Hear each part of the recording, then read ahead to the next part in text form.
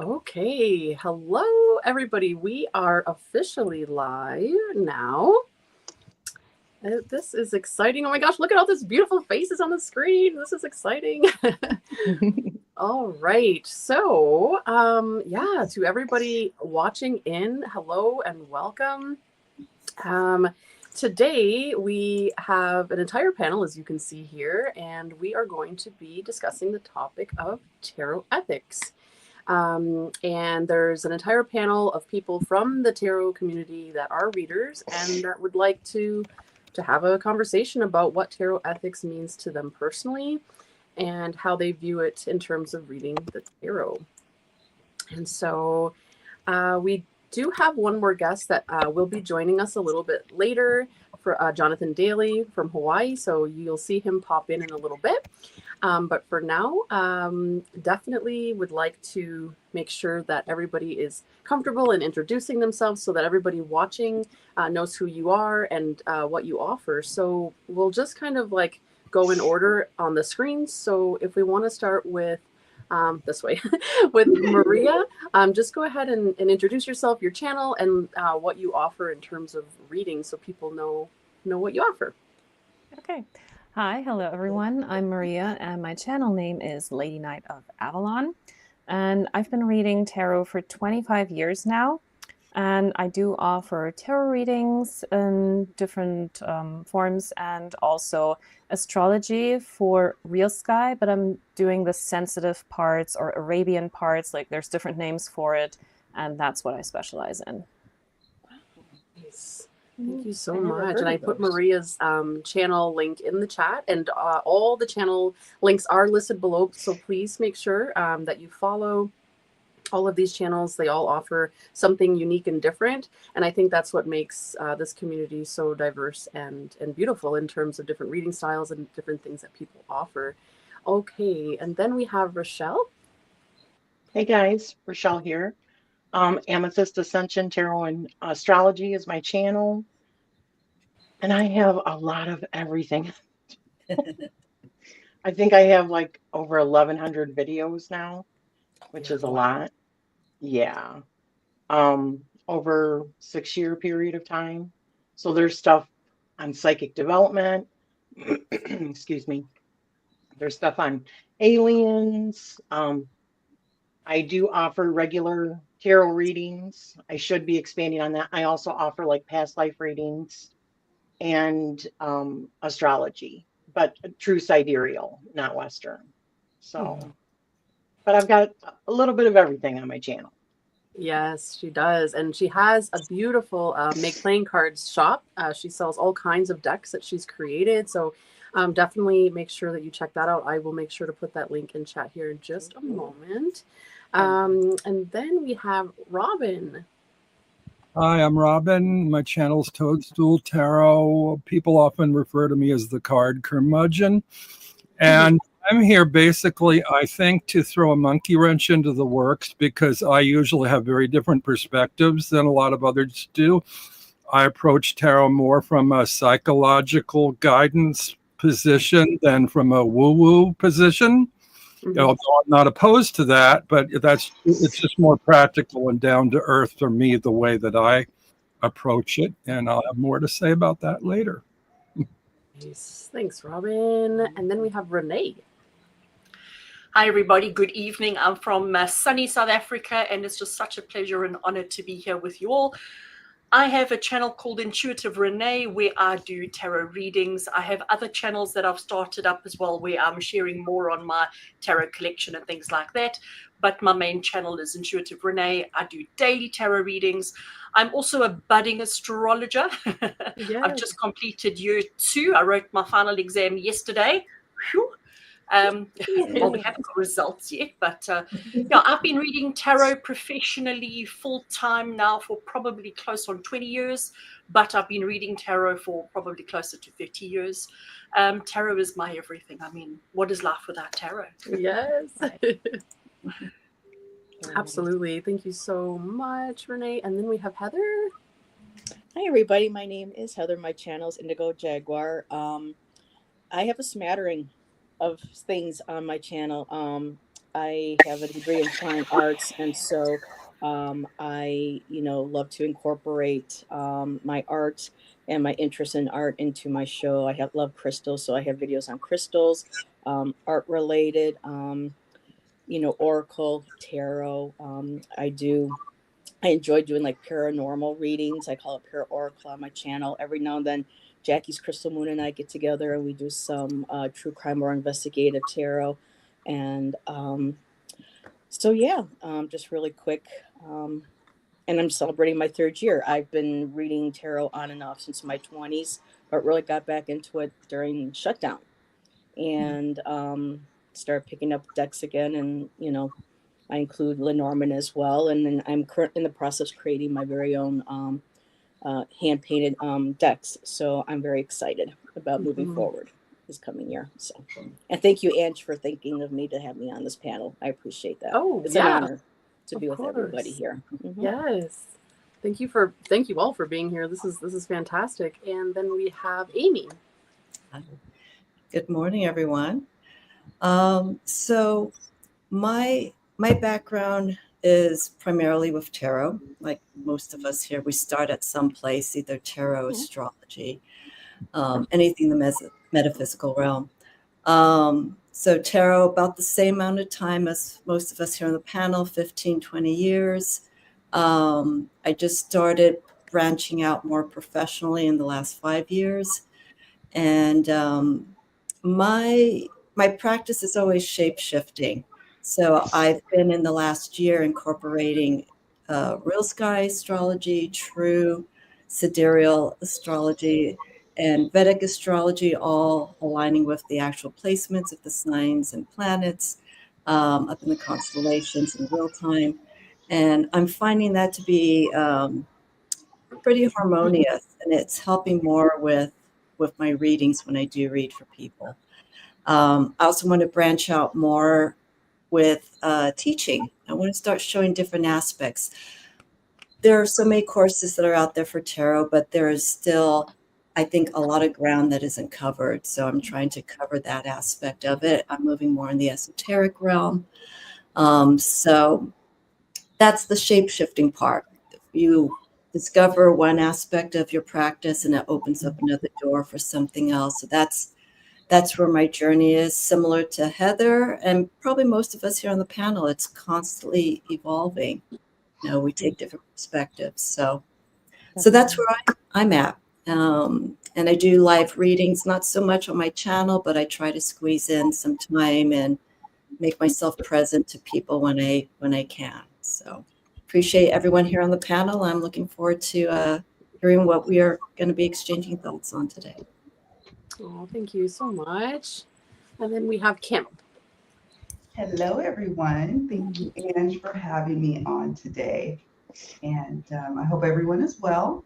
I have been professionally reading since 2017, as well as when my channel first started in 2017. So I've been around for a while. And my channel also is like a hodgepodge of, well, I started with, oh, let me share my collection, let me share the decks. And then, it evolves to other different aspects of what I'm on my journey on with tarot. I'm very passionate about tarot.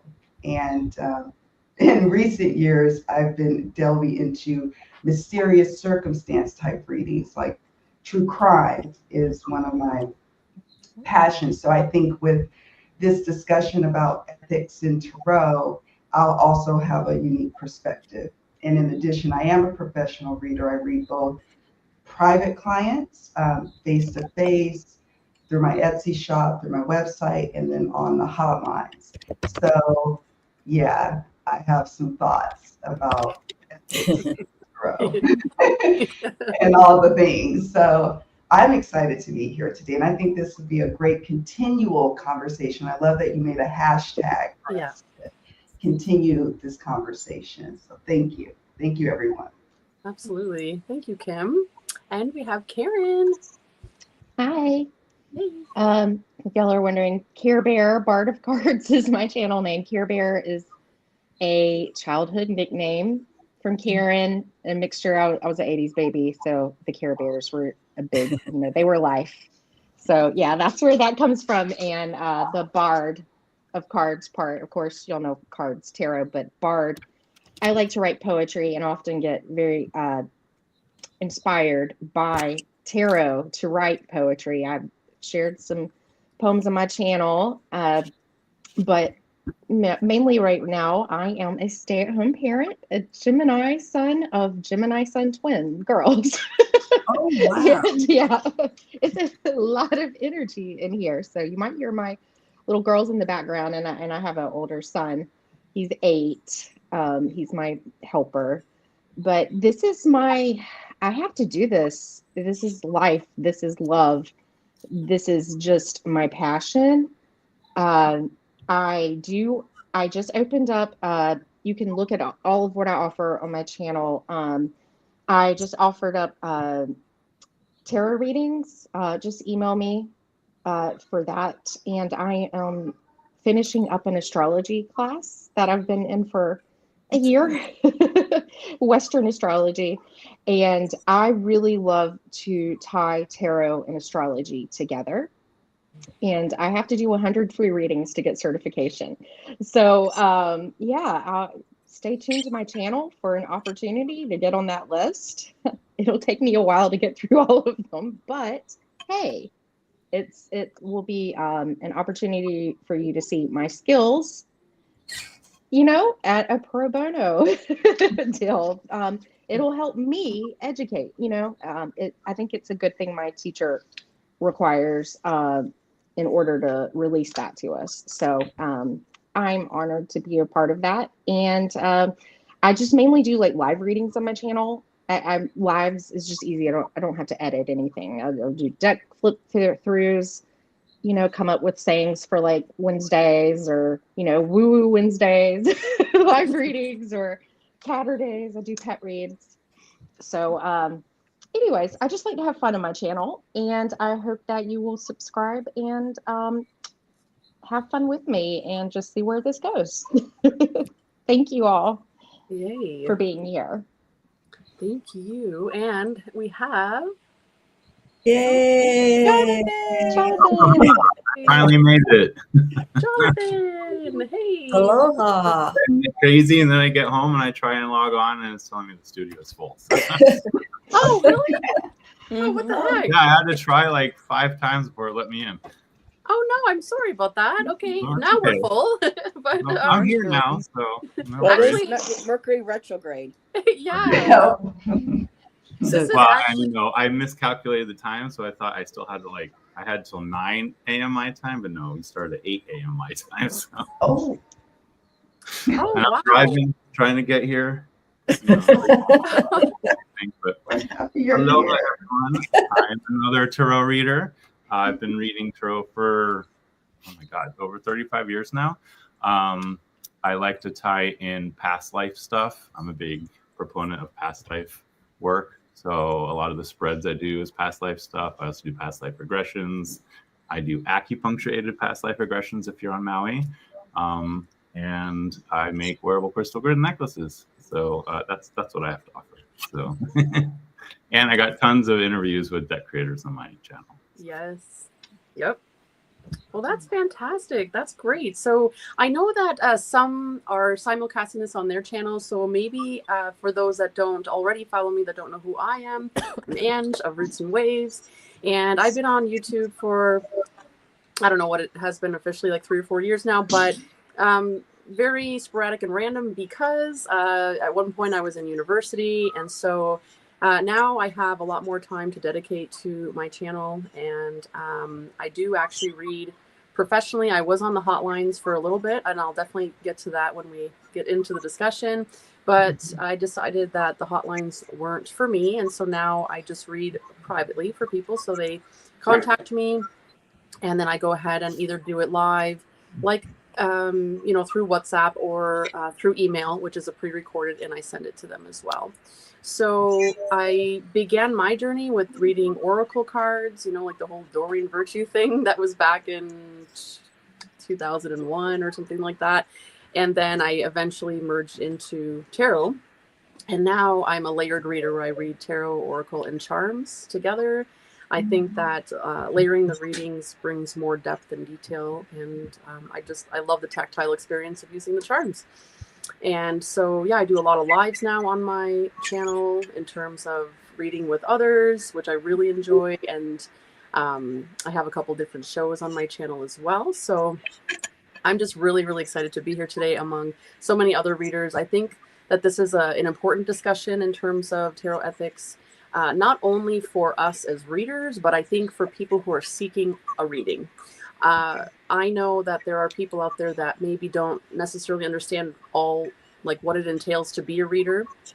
You know, it's very easy here on YouTube to just kind of scroll through. Oh, somebody's reading here. I'm just going to ask, will my ex come back? You know, okay. But I think if somebody like seeking a reading maybe understands that finding a reader that's right for them is just as important as the question that they're asking, right? So my hope is that we're going to educate some people, or at least maybe expand some minds today, and give each other some different ideas of how we go about doing our practices and what we value and what we hold dear to ourselves. And so we have a lot of people joining us in chat, so I definitely want to just quickly say some quick hellos. Just keep in mind that I do value and respect everybody's time here on panel, as well as everybody watching. So we are definitely going to try to tidy this up and keep it to about an hour and a half, no more than 2 hours, maybe even less than that, okay? But so we're going to kind of keep moving along. So if I don't mention your name, it's nothing personal. It's just that we kind of want to keep the conversation rolling. But we have Tom joining us, Early Ritual. Hello, Tom. Jackie Crystal's Moon is here, and Erie's Witchcraft is here as well. Elizabeth, Aspasia Rising, Astaria Sun, which is Summer. Hello, Summer. I've been seeing Summer's face more often lately, and it's just lovely. And we have Elizabeth, the More Intuitive Me, which is also she's going to be on part 2 of this panel, and I'm going to explain that in just a moment. Free Spirit, and John is here, which is Unsavage. Magus, and Tapestry of the Unseen is Layla. Wow, there's a lot of people here. Hello, hello.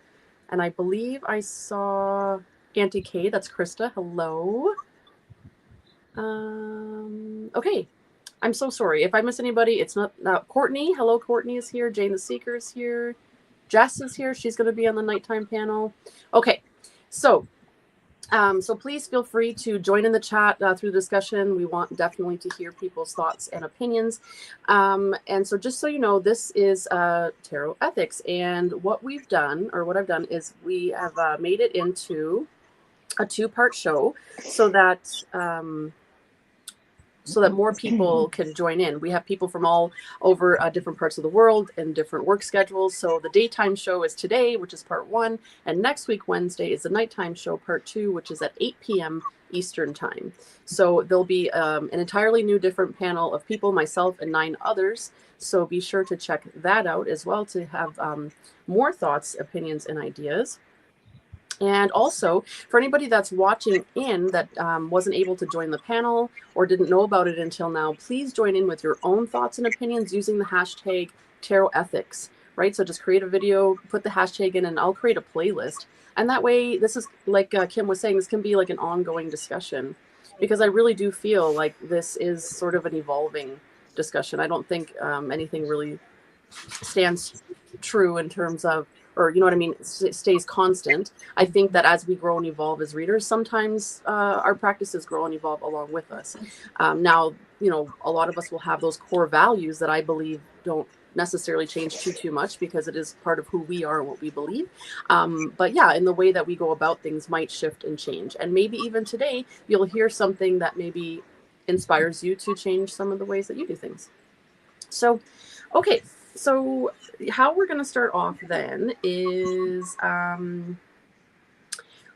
was going to say if we could do like the moral principles, you know, in terms of what our core values are in terms of, you know, our ethics. So if we want to define ethics to start off with, moral principles that govern a person's behavior or the conducting of an activity.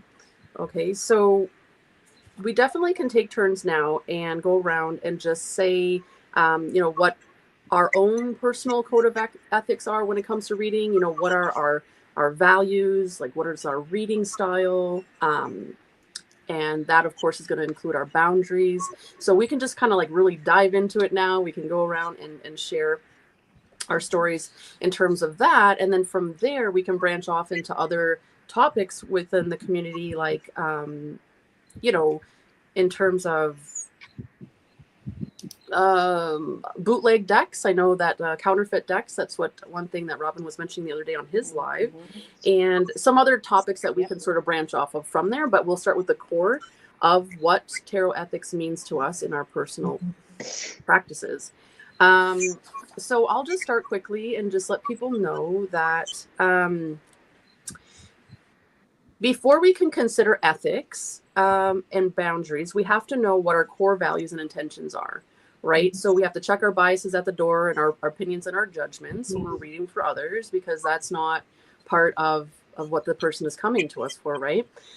So my core values when it comes to tarot, these are the guiding principles in my life: authenticity, respect, empathy, compassion, growth, patience, courage, and integrity. I know that's a lot, but they each hold a very special place to me personally, of just who I am and how I walk this earth.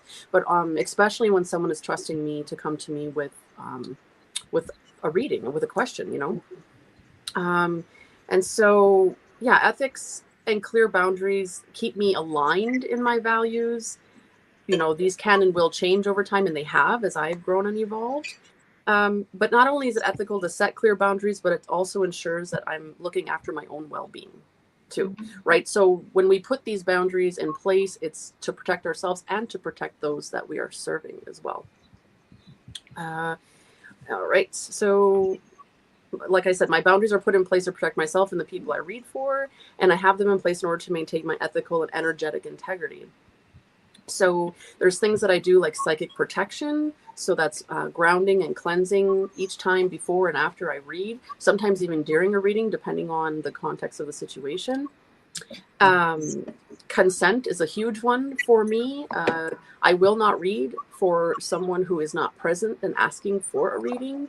So that ties into something called the third party reading, right? So if somebody comes to me and they're like, hey, I want to know what Christopher's thinking about me. Can you tell me? It's like, well, no, because Christopher's not here. However, with every question that a person asks, there's always something at the core that they're really digging for. So what I do is I help the querent kind of like unpack what is it that you really want to know about Jonathan, you know what I mean? Or about Christopher, whoever we're asking about. And so a lot of my work is helping someone like reframe a question, because really at the core of it, that's really what we want to get down to, of what they want to know. Expectations, so clarity of time, cost, and specifications of what I offer in a reading and how it's going to be delivered. I think all of those are very important to, list up front, so people are knowing what they're getting in a reading. But also limitations, knowing the ability of when I need to stop a reading if I feel uncomfortable, or if the person I'm reading for is uncomfortable. Like, we want to make sure that is an environment that everybody feels welcome and safe. And also knowing when to refer the querent to somebody else. Maybe there's an expertise that is beyond me, or a type of reading that I don't do, or maybe they just simply need some medical advice or something like that. All right. And then also privacy, confidentiality, and remaining non-judgmental. I mean, I think that is a given, but it is a very important component of reading. There are people even in this community that come to me for private readings, and I would never breach that privacy. That is something confidential, and it remains that way for everybody that I read for. Okay, so there is some more things here that I'm going to share, but that is sort of where I stand with tarot ethics and how I view it in a nutshell. Of course, there's a whole lot more that we can discuss about it, but I want to leave ample amount of time for everybody else to share. So we can definitely just kind of go in order like we did for introductions. And so I will pass it over to Maria for anything that you want to share around this topic. Okay. Thank you. Well, I have 6 points written down on my ethics list that are important to me for every reading. Number 1, of course, confidentiality. What is between me and the person I'm reading for is just between us. And a lot of times I won't even tell other people who know the person who comes to me for a reading that they got a reading. Like that's between us. If that person wants to tell other people, that's fine, but I don't do that. The next thing, of course, respect, like treat everyone with dignity. They have a question, they have something they want to know, and I take that seriously. Honesty, of course. I read what I see. I don't do make-believe or make a wish or something. I read what I see, and sometimes that even means tough love. I try to come from a place of empowerment, so I want to end the reading with something encouraging, hoping to give them some thing that they can take action on, so that they can like take responsibility for their own decisions and not just, like the cards, what we read there, it's not set in stone. You can change it if you don't like it. So that's what I'm trying to convey. The next thing, of course, is professionalism. If someone comes to me for a reading, of course, I'm going to show up on time. I'm going to make sure that I'm prepared, that I have all my decks with me, and that I'm a reliable service provider in that moment. And of course, the boundaries. So I don't do any medical or legal readings. I don't want to give unsolicited advice. So I'm answering the question that I'm being asked.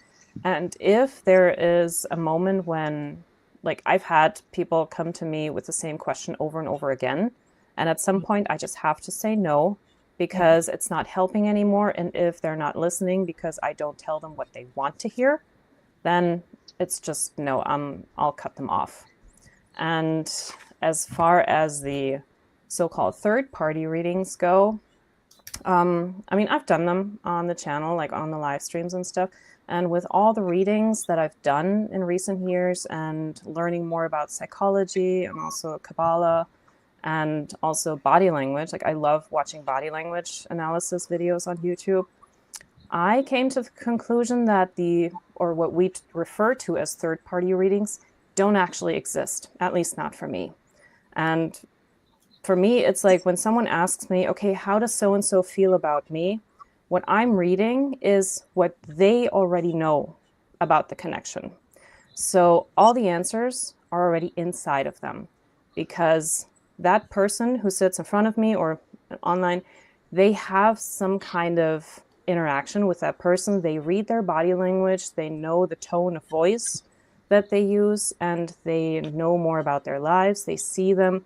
And so without being able to put it into words, or maybe they don't want to because they're afraid of rejection, but deep down they already know. And that's what I'm reading, that connection that's between them, and that ends at the person, because I will never be able to know what Johnny is thinking about Louise, because like you said, Johnny is not in the room, but I can see how Louise feels about the whole situation, for example, and that is what I'm picking up on.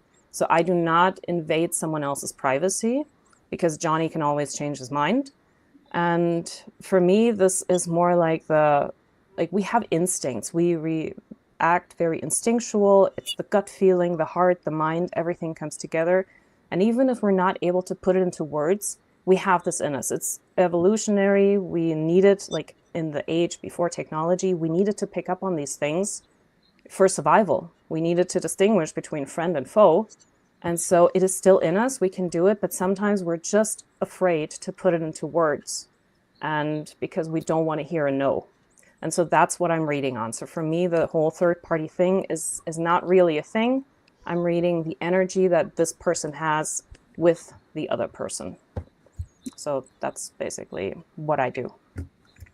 Nice. I love that. See, and this is Interesting. exactly why, I love this conversation, because as you see, as we go, there's going to be like this varying fluctuation of how everybody sees things and how they read. So thank you so much for sharing, Maria. And then we have Rochelle. So I think for starters, I like to clear my energy, clear the deck energy, clear my energy usually like through sound. I usually have like bells. I have bells all over the place, or I have, a bowl or whatever. In between readings, which I don't do like back-to-back readings. It's not something that I, often do. I've done um, readings on my channel, live readings where it is like that, but it's not something that I often do. So I will knock in between, in order to clear that energy or ring the bell. So um, ultimately, when I'm reading, it is a mental thing. It is a spiritual thing. It is a physical thing. It's all of the above for me. So um, I always try to take into consideration the mental health of the person that's getting the reading. So, yes, I do tough love. However, I don't just like lay it out for somebody. I'm sorry, I won't do that because I think of the mental health of somebody. So I'm not going to approach somebody also and say, hey, spirit is talking to me. I got to do a reading for you. No, no, no, no, no. That's a big no-no for me. And because usually if somebody's really coming to you for a reading, then they're in a sensitive mental capacity to begin with, or spiritual something that's going on. So I always try to come from a place of compassion and love and understanding. So I will do third party readings. I will. It's just like talking with a girlfriend when a girlfriend asks you, so what do you think that they think from our, the time that we've been together? What do you think? Of course I'm going to tell my friend. The person's coming to you for guidance, right? So of course I'm going to give that guidance. No death questions, no major health questions, because I'm not a doctor and I wouldn't even know where to begin, especially if someone's coming from a mental health situation, or if they're a hypochondriac, or they, have panic attacks, or what. I'm not going there, and I don't want to be liable for it. But even beyond that, I would not want to put somebody in that position. You know what I mean? Privacy. Privacy is not an issue for me because I don't remember the readings, honestly. And I don't, unless I'm doing a recording on my channel, that goes into like unlisted for that person, I don't remember them. I mean, I don't even remember half of my videos. Somebody will come in and comment and go, hey, what about this? And I go, damn it, I'll have to go back and watch part of my video because I don't even remember what I said. So that's not an issue. I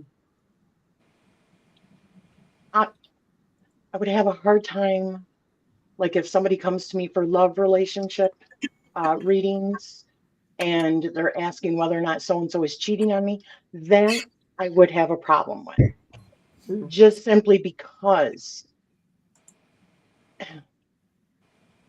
I don't want to blow up somebody's life.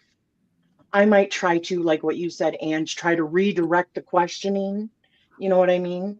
Because what if they're really not? What if I interpreted the cards wrong and that person goes and blows up their life because of the reading that I gave them? No, I'm just not comfortable doing that either. Mental health. I am going to try and help somebody if they're dealing with something, in their psyche. Is this wrong with me? Blah, blah. I'm definitely about empowerment. Okay. Giving somebody something in order to take away from the reading that can help them in their life in a positive way, not something that's like, oh, and I guess this would probably come down to the tough love bit with looking at the negatives instead of giving them a positive plan of action that they can, go forward with. I think that's really about it. So I'm sure something will come up or, later on. So thank you so much. And that's so important, that you point out the medical and the legal aspect of readings as well. Most of us have a disclaimer on our channels in the description boxes that state, some of the things that we're not comfortable with. Certainly, I'm not licensed to read on anything medical or legal. And another area that I'm not comfortable with is political. And I know that that's sort of like a loaded thing, like what even is political. And I guarantee you, if you join us for the nighttime show, I think we're going to get more into that, because I think Jeff of Tarot Ask Backwards has a very interesting look on what that means in terms of reading political.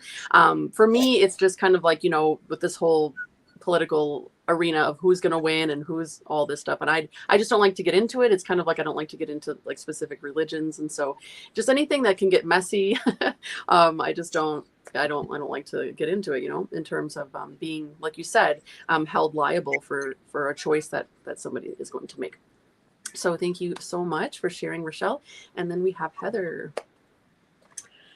Wow. A lot of what everybody's already said. This is going to be an extremely insightful. I'm going to watch this back afterwards and just rewatch everybody and take notes, because some of our fellow readers are bringing things up that I need to consider as well moving forward.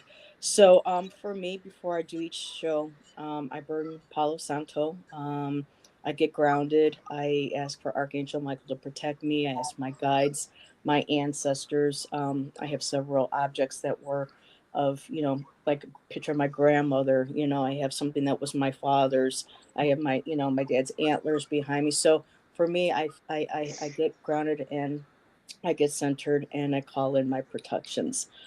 So that's what I always do before every show. With me, right off the bat, no third party questions. For me personally, if someone's asking about another person's thoughts, feelings, I personally don't have permission, their consent to tap into what somebody else is thinking. And I know sometimes there are some gray areas that may come along with that. And maybe in a private backstage reading, I might, look at, the question, especially if it's somebody that I know that's close. But for me, I try to be very, I try to stay strict with that. For me too, my boundaries are very important as a reader. So I do not do politics at all. Don't like the energy, medical as well, or legal. I am not a professional doctor or medical. When it does come to medical, for me more is because I'm very open on my channel about having several mental health diagnoses.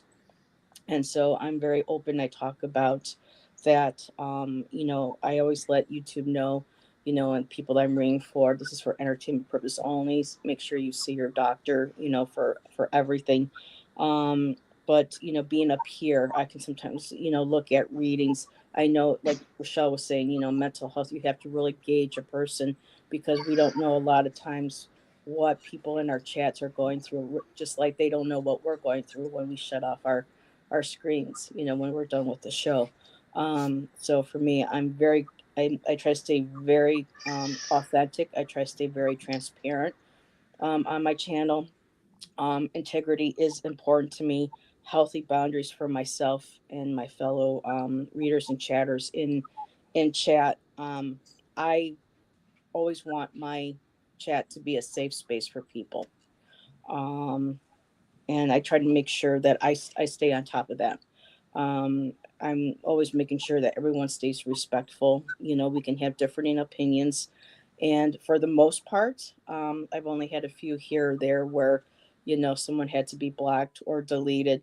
But for the most part, people are willing to have, respectful conversations or viewpoints in a chat, which I appreciate. Compassion again. And when it comes to reading, yes, I like the empowering part, empowering somebody, letting them know that, they have everything they need within themselves to get through. And again, when it comes to any sort of health or something, I always recommend, especially with coming from a personal experience of mental health, always seeking out, peer advocates, a good doctor. If you don't feel comfortable with those, seeking, professional help, or, from a church, whatever your higher power speaks to you, for assistance there. because, like, you know, Rochelle, you said you never know what somebody's going through. And there are times when I've had certain people in chat where I'm like, I don't know. You see what they type and you know that things aren't quite, you know, may not be quite right.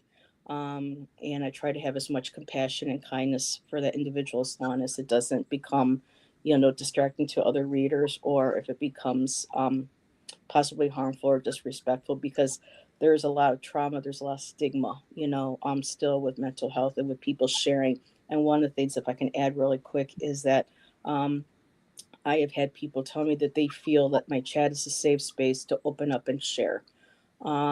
And afterwards, when they leave, they feel empowered, they feel good, and they know that if they ever need any help finding a resource in their area, I would be willing to, you know, give them a website or a number or something. And so you give them tools to help themselves. And yes, with the same question over and over again, I do not like crowdsourcing. And if I've seen somebody ask another reader or multiple readers the same question before asking me the same thing, I will ask to, do you have a different question? Let's look at something maybe a little bit different. So yeah, I'm probably going to think of something later on. But yet that's what I have. And I'm exploring more now too with the true crime with Jackie and I. And I've had people share their impressions of, again, third party, kind of the ethics and codes. That may even be maybe a different panel, because I know Kim, Kim inspired me really too to get into reading with crime and to helping the victim. And so I'm really looking forward to seeing what Kim has to say with her ethics when it comes to reading. So right now, it's really important that we revisit our ethics on a regular basis to make sure that we're still doing what we feel is right ethically for us for reading. Are we growing? Have we changed? Just like our spiritual practices. I mean, tarot is spiritual. It is helping others, especially your connection to source. And so I'm going to step back now. I might have talked too long, so thank you.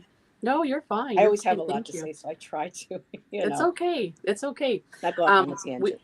We appreciate you so much, and thank you for mentioning mental health and for creating a space for people to feel welcome to talk about it and to open up about it, because there's absolutely that stigma around it. You know how I feel about that too. Yes, I definitely try to create an environment where people all feel welcome and heard in my spaces. It can be a struggle because there's so many different personalities out here and different opinions and whatnot. But at the heart of it, the people who have followed me for years and who come across me know, where I stand in terms of all of this, in terms of mental health and racial matters and everything like that. And, I want everyone to be welcome in my space. And sometimes that can be hard because some people may not feel welcome just based on their own perceptions of what is being shared. So now we have Kim is going to share with us. Okay, so wow, everything you all are saying is spot on. And you bring up a great point about knowing when to refer someone to another specialty, whether it's within the woo-woo or medical or legal or what have you. That is important to recognize that. That's part of our job as a reader. I do want to make a book recommendation, The Ethical Psychic, A Beginner's Guide to Healing with Integrity, Avoiding Unethical Encounters and Using Your Gifts for Good by Jennifer Lisa Vest, PhD. It's a very good book. I'll put it, any things I discuss, I'll put in the comment section after we wrap. Very, very good book. It's for psychics, hoodoos, witches, brujas, and healers. So if you're going to refer people, I do recommend that you consider this book. Even if you don't collect money, I think it's a very great tool to have. Every day, every morning, I start meditation. I ask for protection and I ask to be a blessing in someone's life every single day. If I don't do it, I feel off. So that's my form of protection work. And when things get a little hairy, I've dealt with a challenging client interaction, I have my Florida water that I spray. So there's that. And wow, lots to say here. I love empowerment. I think that ultimately when queries are coming to us or clients or people in the chat when we're reading, on social media, they want empowerment. And they may not be able to articulate that, but that's at the heart of what they're seeking. And spirit leads every single answer for me. If a querent keeps coming back to me with the same question, you know what spirit does for me? Every single time, similar cards come out or same message over and over till like the third time they come. And I'm like, I don't want to take your money. I don't want to, that's my boundary here. I think we need to look at a different aspect of your situation or ask a different question, or let's just give this breathing room. Because you see the pattern here. There's a pattern. Spirit wants you to see that pattern. Same thing with third party questions. If you work as a professional reader, you know that, especially on the hotlines, they're going to ask about a third party. Mm-hmm. I feel like spirit will only reveal what is meant for us to know. And I will sometimes energetically feel blockages. Like, ooh, I think this person is blocking information for us. I can't really dig in or penetrate that. And it's the truth. It's the truth. So I don't really get hung up on those kind of issues, but I'm very clear about what I offer, my belief system. I believe in free will. I believe that at any point you can change course. And as such, the future can change. I do predictive readings. Some people would frown upon that, but I look at it like forecasting for weather forecasters. The weather changes, right, with the different movements. So that's the approach I take. Now, true crime. I resisted doing these type of readings for a very long time. And then one day I had a calling to do them. And a lot of people frown upon them for a number of reasons. You're not always getting consent, right? And consent for me is important. However, as I started doing true crime, something started to emerge inside of me where I didn't no longer want to do missing persons cases. And the reason being is because oftentimes people run away or they choose to end things for themselves. And that too is their free will. And if I can sense that that might be the case, I won't touch that true crime case. It's a sensitive thing because what people don't know after I do those readings on my channel is there's family members and friends of these people emailing me and confiding in me and thanking me and sometimes getting angry. So it's delicate, but I always, every single day, start with meditation. Let me be a blessing. Protect me, protect my querents. If I'm doing a live stream, protect those in the chat. And that's just part of my movement.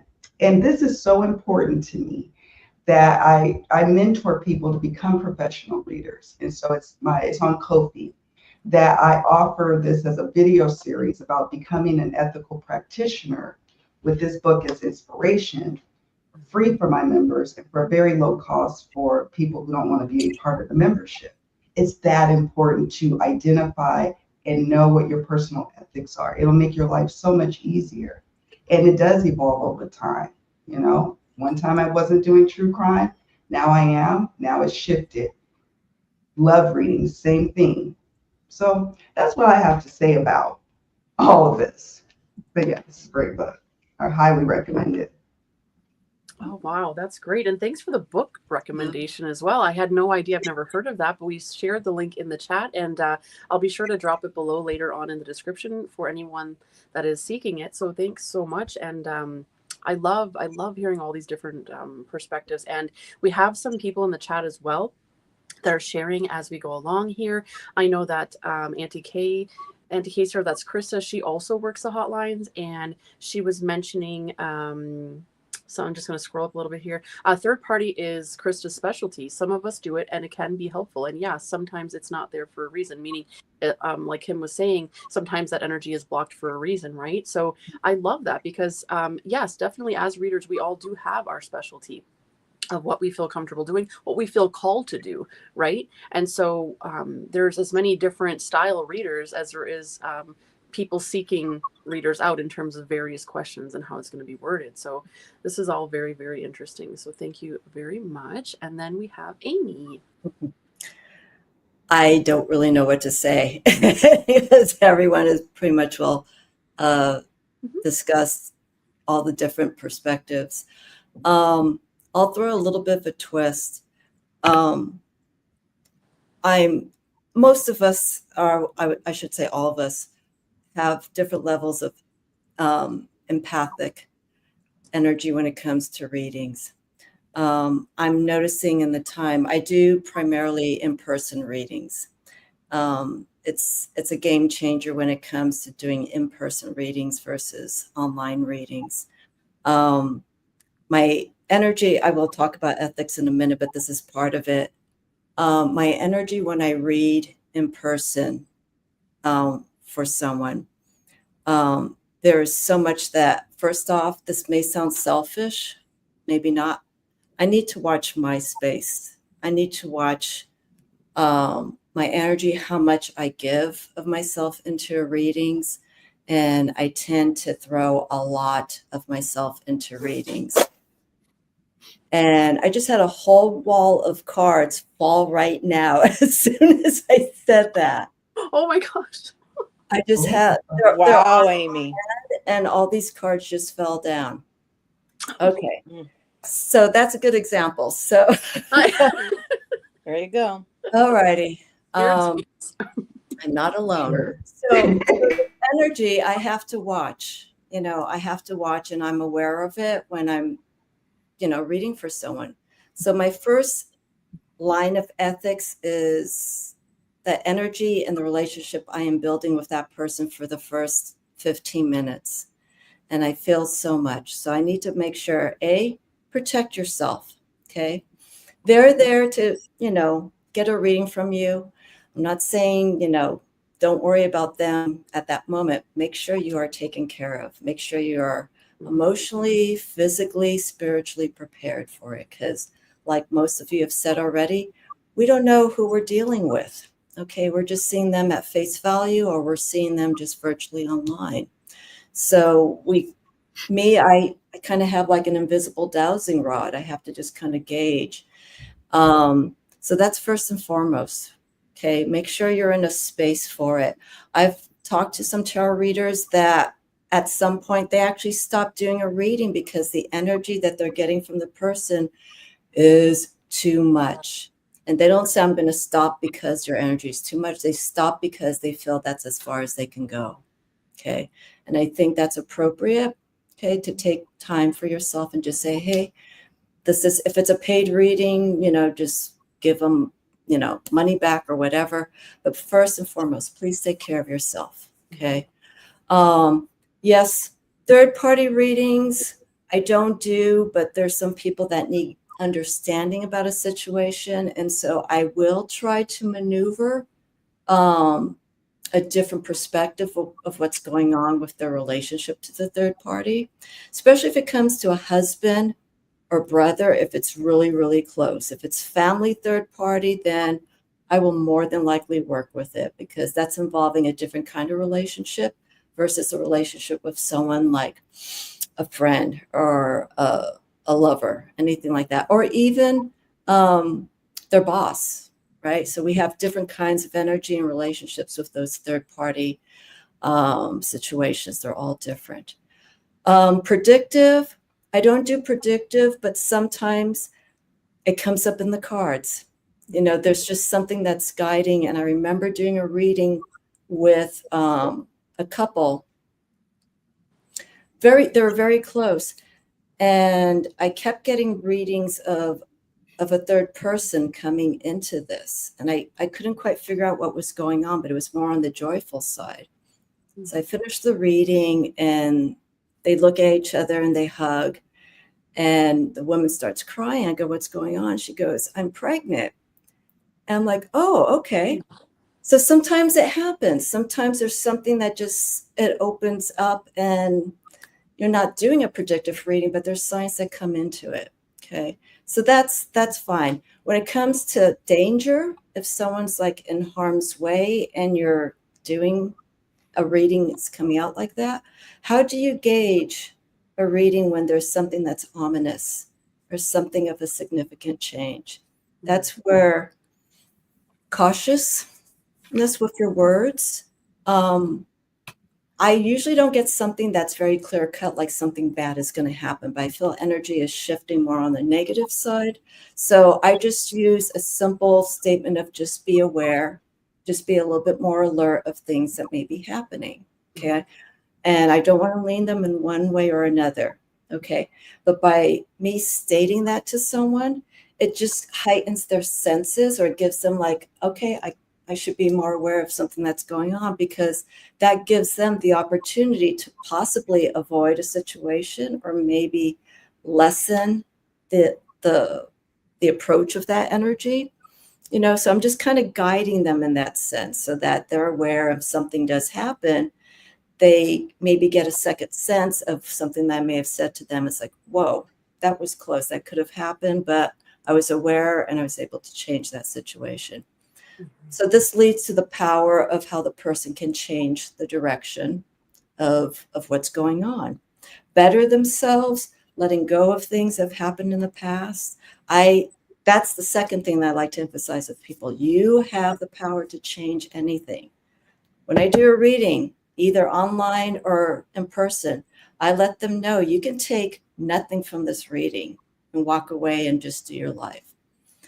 But if you take little bits and pieces or everything from this reading, you have control of this. I don't. And when I do readings in person, I have them sign a liability release form, letting them know that they are fully in charge of what happens from that point onward. Okay.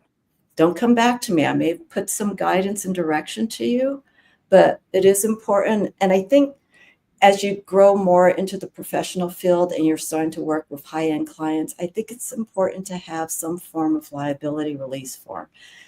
It's not very spiritual and it doesn't sound very right, but I think it's important also to legally protect ourselves, because there has been cases in the past of psychic readers and people who just weren't on the ethical side of things end up in court. And I know there's been some stories in states where they don't accept this kind of practice, and that's been a challenge for readers and stuff.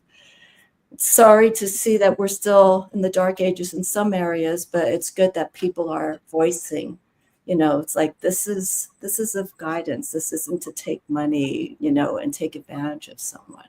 Right. We're here to provide a service, in a different way. So that's my stance. I can't really hit on all the topics because I follow them, but in different directions. That's fantastic. And, it's so important, Amy, that you bring up, being well enough to read. That is very important to sort of check in with yourself first, because, at the end of the day, this is all energy work, right? And if our energy is off, it's definitely going to influence the reading. So that's a very good point that you make there. And then it's also a very good point that you bring up as well in terms of, we are offering guidance and empowerment.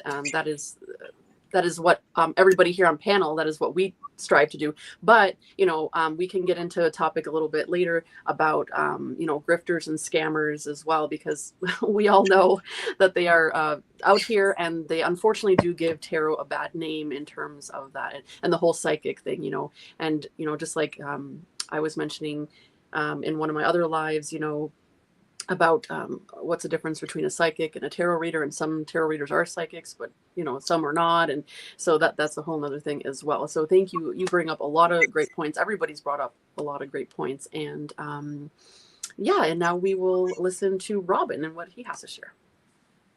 Okay. I'm going to say, I think a lot of people that come to readers have an initial assumption that we're all fortune tellers, and I don't think that in a lot of cases that's true. I think that when you introduce yourself to someone, when you do a reading, you need to be clear about what you're capable of, or what you do and what you don't do. I don't do predictive readings. And tarot is not a one-size-fits-all thing. Different people have different approaches.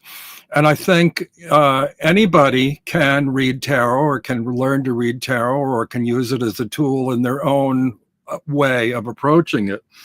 But I make it clear when I talk to people that I don't consider myself psychic. You know, that's not where I'm coming from. And I'd say the one big ethical thing is be clear and treat others as you'd want to be treated. One thing I think I probably can assume about everybody in this room is that we're all helpers, that we're all here because we want to help people. In whatever capacity of working with tarot that we have, we are here to be of service in some way to help somebody that's in need. Now, for me, my approach is a little different because I tend to go, I mentioned earlier, from a more, I haven't studied psychology, but I want to say from a psychological standpoint rather than a mystical standpoint. However, it's interesting when I consult with someone, I find often that I can use the tarot as a tool and they will give it more credence if they know the message is coming through the cards than if I were just to advise them as a friend. Yeah.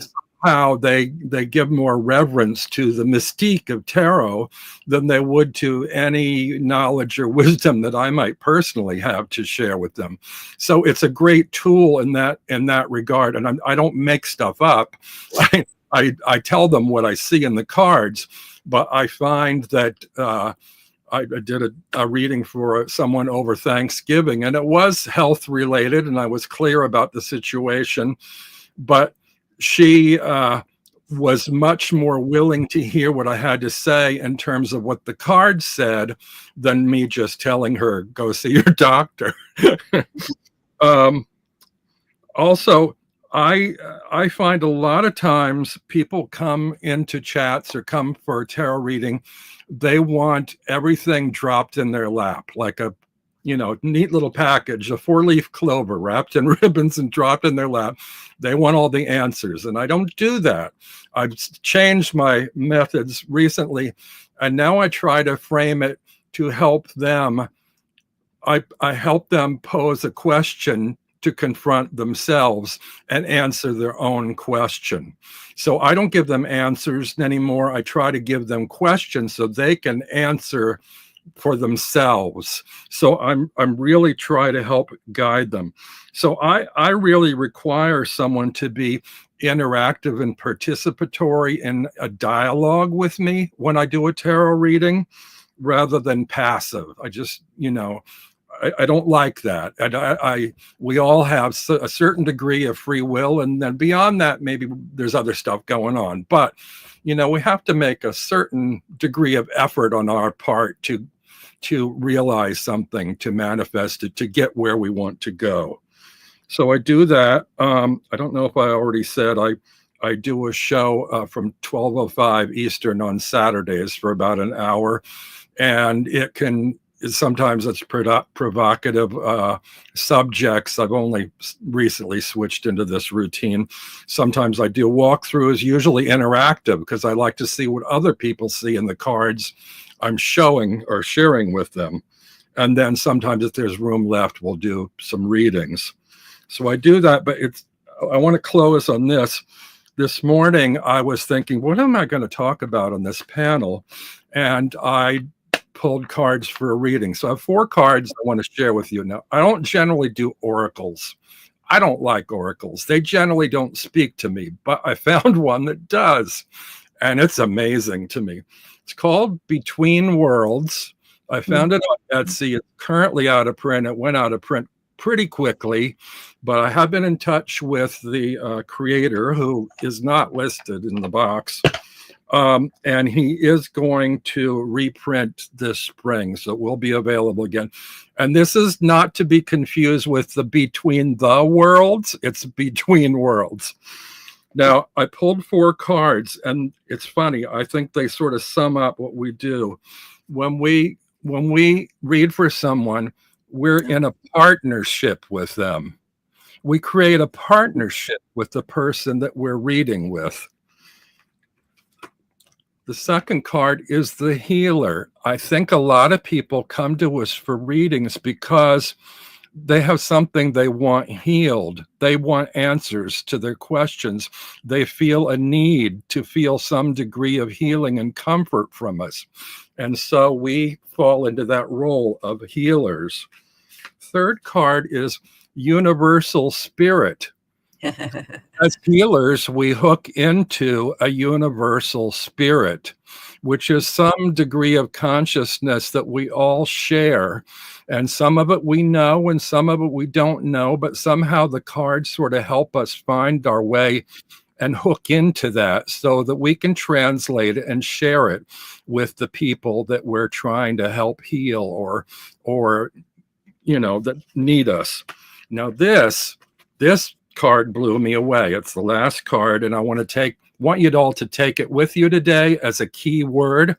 It's something I think more readers should have and exercise, and it's the word humility.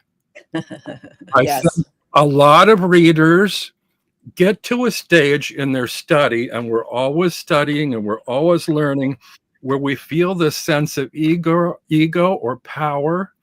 And I think we often need to remind ourselves to be humble, that we don't know it all. There's always more to learn, and that we're not in charge. We're kind of fumbling and struggling our way through it too, even if we act like we're not.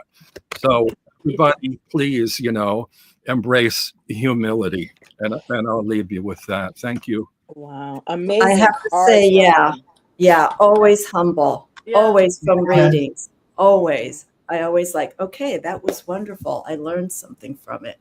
Yes, yes. As readers, we definitely learn, from the readings that we do for others as well, right? We're learning more about ourselves or just in general in terms of how we read for specific questions. And Robin, you always have such a unique spin on things, and I thank you so much. And I love how you said that you sort of give people homework, right? You give them questions versus answers so that they can answer it for themselves, because really that's what we're doing. That's what we're doing as readers, is we're trying to help them unpack what it is exactly that they're trying to get to.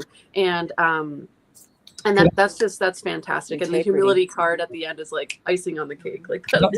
Let me add one more thing, please. Yeah, of course. I have created some of my own decks, which are at mpc.makeplayingcards.com. And I think it's really a good exercise for anybody that does tarot to attempt to create their own deck. I found in creating mine that you learn more in the process of creating decks sometimes than you do in studying how to read tarot. You look at all the archetypes, and as you're creating, you think, oh, this symbol works, this one doesn't work, this fits, this supports that, no, that other one supports it more. And I think it's really a really great learning process for tarot readers, even if you never show it to anybody else, just for your own education, to sit down at some stage and try to create your own deck. And thank you. No, that's awesome. That is awesome. I would love to create a deck. And I know that you, even Heather, right? I'm making one now too, but it's an oracle. Yeah, even though if it's not tarot, it's just in the process of doing it and sort of breaking it down, right? Yes. Is so powerful. And just one other thing I want to touch on before we go to Renee is that in terms of a reading being a dialogue, yes, a reading is all that's it. It's supposed to be. It's supposed to be an exchange. It's supposed to be a conversation, a dialogue. That way, you're able to actually get some information. Otherwise, what are we really doing? I mean, there are some people, again, and this goes back to the point I made before, how some people come to us because they think we're psychics, quote unquote, which that's a whole other topic, right? Because not every tarot reader is a psychic. You know what I mean? And so they think they can come to us and just blurt out some question. And I want to say surface level question, because again, the quality of your question is going to be based on the quality of the reading that you're getting. You got to give us something to work with. You know what I mean? Just You got to give us something to work with. And the more I think that it's a give and take, I think the more that the querent is going to get out of the reading for sure. So thank you so much, Robin, for sharing. Yeah. And then we have Renee. We did have a question in the chat, and I'll get to that afterwards. I just didn't want Summer to think that I forgot about her, but we'll get to your question after Summer. And we have Renee. Thank you so much, Jana. Very difficult to follow on with what all of you have already said. So I'm going to talk about my ethics in reading by giving you the way that I start my tarot readings, because I start my tarot readings, I have a kind of a standard blab conversation that I give to everybody, where I say to them, I'm going to forget this reading. I'm not engaging. My opinions, my thoughts, what I believe is right and wrong doesn't feature in the reading, because it's about you. It's not about me. So by doing that, I also think it separates the ego from the reading. I respect the client. I respect the querent. I want the querent to get the best out of it. I do predictive in a way of what is in their highest interest, what is in their best interest, what does spirit feel they need to know. If they ask specific questions like, will I get married in the future? That answer sometimes comes and sometimes doesn't come, because it depends whether they need to know that or not. I believe in doing, I'm going to call it psychological readings, as opposed to true fortune telling, as Robin said, because I believe that it's important for people to figure themselves out. A lot of the times they come asking questions, they come seeking guidance because they don't know which way to turn for themselves. So our role as a tarot reader is to guide them to their own answers. Yeah. So that is something that I believe quite strongly in doing. And I also believe in, like I said, removing our own egos, because, for example, my own tragedies and experiences that I've had shouldn't affect somebody who's come to me for a reading. So it's important to disconnect the ego. It's important to separate yourself from the reading, because sometimes I've had to, in all my years, sometimes I've had to encourage somebody to do something that I personally would never do, because it's in their best interest. It's their journey. It's their life, not mine. And it's difficult. But as a reader who has the best interests of the client, if the cards are saying that this is an experience they need, who am I to judge? Who am I to say no to that? So it's important to be able to do that, to be able to be unbiased in the readings that you give. But my readings all come from the heart, all come from a place of unconditional love, all come from a place of wanting the best for the other person. And again, as you've all said, we're light workers. We're here to help people. We're here to help people become better versions of themselves. And the only way that we can do that is by being a conduit of love for them, guiding them towards finding the answers for themselves that they need. I'll get somebody who will message me a day after a reading and say to me, oh my gosh, you said this, and they'll give feedback. I'm like, pardon? What did you say? I don't remember. I mean, I do a daily reading on my channel every single day where I'm just inspiring people. And like right now, I cannot tell you what I said 12 hours ago in that daily reading, because it's gone from the mind. Because when I do it, even though I'm using tarot as a tool, I do believe that 90% of what I do is channeled. Tarot is just the tool that I use to separate my ego. So to me, when it comes to ethics, it's about not allowing my own biases to influence or affect what guidance you're giving to the client. The other thing that I also wanted to bring up is the fact that to me, it's quite important to go into a tarot reading with some kind of structure. So like I watch these readers who just flip cards and flip cards and just flip cards all day long. And I'm like, what are you doing? There is no structure. And to me, structure brings some kind of control. Structure brings some kind of outcome and some kind of purpose and some kind of reasoning. Whereas if you're just flipping cards and just keep talking until you think you've said enough, I just don't feel like you're getting to what the client's question or situation is. And then that obviously brings the thing of questions. I'm sure we're going to talk about it, but to me, the question matters more than the reading itself. So I had a situation a couple of days ago where a lady messaged me asking for a reading. She wanted to know about her relationship. And all she told me was, she needs some guidance with her relationship. But But I said to her, I can't work with that because I need a more substantial, specific question to be able to give you a substantial, specific answer. If you say relationship, I'm going to tell you it's fabulous or it's not fabulous. I'm not going to be able to give you substance.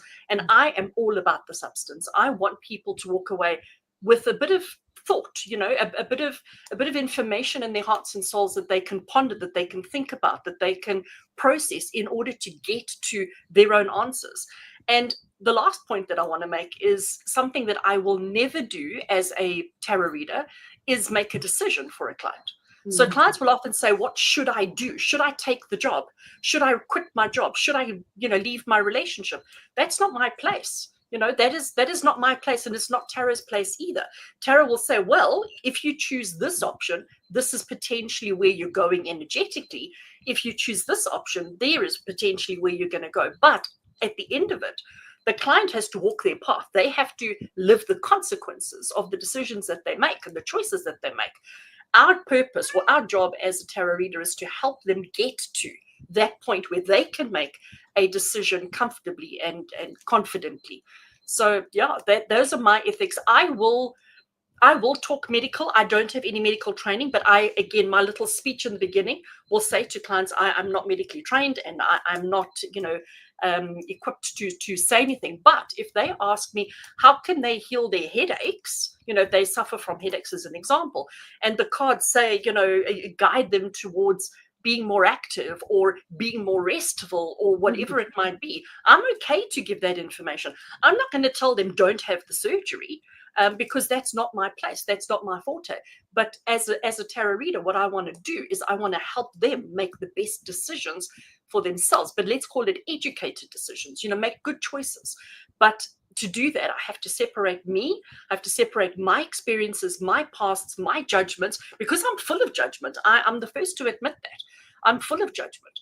But tarot readings, there's no place for that. And when I teach tarot, you can ask any of my hundreds of students that I've taught over the years.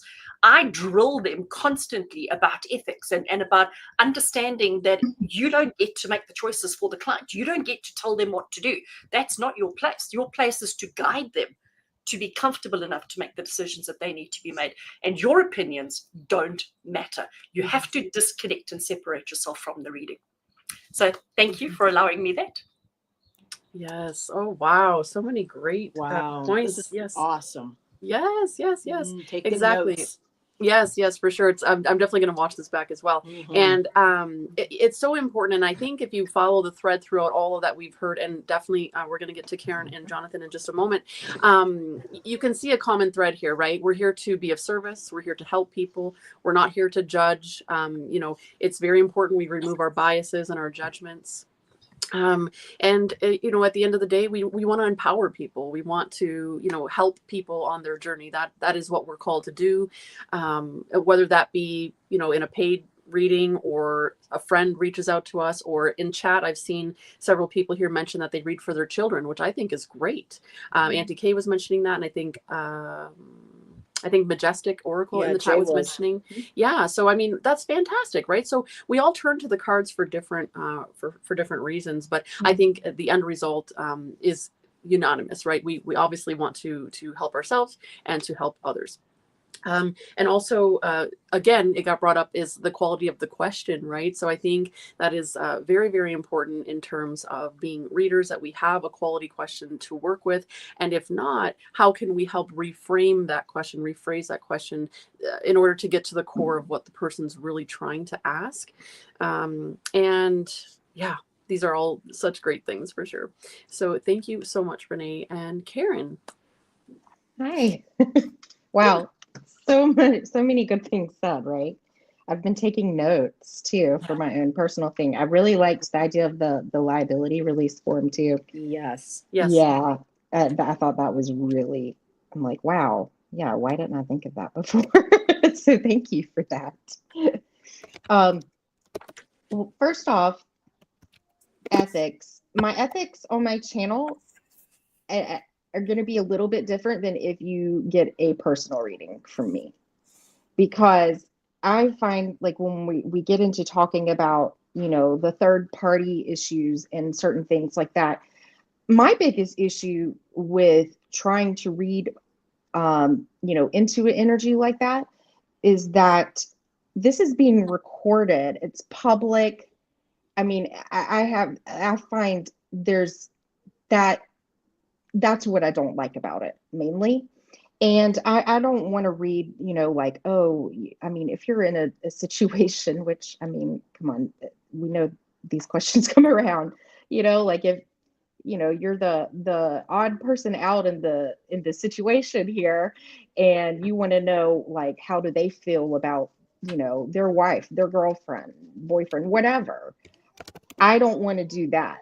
Like, I do have boundaries as far as that goes, but I might, on a private basis, especially like if you're, in a relationship or whatever, say we want to put a Celtic cross down, I call it like, who is my protagonist when I'm doing that? Like, whose point of view is it from? And maybe we could look from their point of view in the relationship, knowing that I know how to look at the cards better. But I kind of take it case by case. I don't know a lot. I don't feel like my political knowledge is good enough to really great political reads. So I typically avoid that. And also, I don't like drama. So I don't like the conflict and hubbub that can come up in the chat with political reader, but I respect political readers who do that, and I'm fascinated by them too, and I'm in awe. Like, wow, I respect it as their strength. That's not mine. Medical, typically no, but hey, like, I did a reading, like, what's the energy around my medical team? How am I going to get along with them? Things like that, what are some other concerns outside of this, that my doctor can't tell me, or is not telling me, or can't be able to see? What other things should I consider? I mean, it's just that. Just email me, and we'll take it from there, and we'll figure out another way if that one doesn't work. I am very empathic, and I do agree on, I have to set my boundaries and protect my energy. I meditate and ask for protection beforehand. Meditate on my own time, of course. Meditation is huge for me. That's how we can really, I like to focus on breathing techniques to, what do they call it? Like sitting, kind of like with mediumship, like sitting in the power and moving energy up so it can flow better. I feel like that really helps me a lot to become a more clear channel. And if my energy is not good, that read's not going to be great either. So I agree with so many things all of you are saying or have said. And I don't want to waste time just saying the same things over and over again. But I'm big on that. This isn't just like a reading. I like to think of it like a consultation, like a session. Intuitive consultant, intuitive coaching, because yeah, we can do that reading, but like, okay, all right, there you go. No, I want to help people. Like, let's do a spread and see how can I manifest a better outcome for myself. What can I do to empower myself? I really am strong in manifestation. And I do have a lot of empathy for people, and I'm a nice person. So I like to make people feel comfortable with me and build that relationship. Granted, not everybody I'm going to be on the same energy frequency with, like my twins in the background right now. They were so quiet all the time until just now. Right? Yeah. And obviously, you're your cheering squad. If I'm doing private readings, they're in a nap, or I'm doing it at another time. So It's brilliant. I wouldn't let this happen. It's meant to But happen. yeah, it's meant to. And that's another thing is I understand like we're all just humans living a life here. And I'm no different, obviously. They're fighting. The joys of parenthood. Yes, Yes. exactly. So, but you know, that's just kind of a feel for who I am as a reader. Oh, And I'm a permanent student too. And I love learning from all of you and other readers. I'm constantly reading books and learning, and I love investigative spreads. I love paranormal, like all of that. It's just a passion of mine, and I do like to explore and see what we can use the tarot with, right? But I wanted to bring up something, and I'll keep this short because I'm gonna have to go get them in a second. I wanted to bring up too, though, like since this is, you know, a community and we're all here, is the ethics of how readers treat other readers Yes. too. yes. And that's just something like I have abundant respect and try to be as discreet as possible too, and just say positive. And if I don't have anything really good to say, I don't want to say anything bad about anybody. But also, you know, I don't like to put people down in chat. And I think that's like coming from like a high horse perspective too. Like, I think we have to keep our ego in mind too. And there, you know, yeah, we can respect and protect our energy, but I think we need to do that very in a respectful manner. And Great point. yeah, and that's something that I feel, and to be respectful, you know, of each other as we do, you know, collabs and with other members. I feel like otherwise, why be a part of a community? You're not really being one if you don't, you know, help each other out and be respectful of each other in our differences. And I think that's a big part of ethics. And like Ange, I like to read layered readings too. I forgot to mention I do charms too. And for fun, I just pulled out, and I love astrology. For fun, I just pulled out like a few cards because I wanted to see what came out of my Oracle of the Radiant Sun on some different things like that we could look at here. And I'll just say it really, you know, I'll go through it real quickly here. First one, it's funny, we're in Sagittarius season right now, but this is Moon in Sagittarius, optimism. And I feel like that's something too, like, I think we need to look at our, you know, to be honest, because Sagittarius is going to be very honest and sometimes a little frank to the point of not everybody takes kindly to it. So there's a balance there in how we deliver messages. But I think is a balance, like, don't just feed a bunch of fluff, you know, like let's tell the truth. But, you know, we have to be careful how we tell it.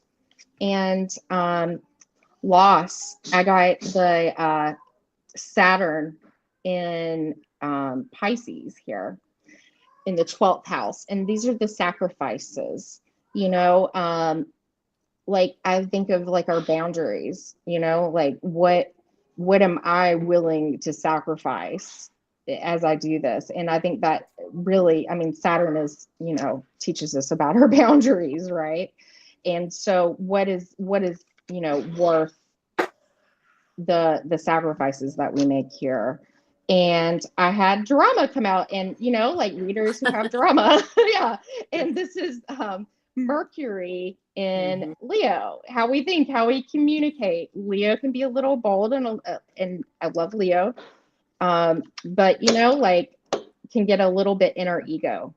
And it really introduces the concept of how others see us and how we want to be seen.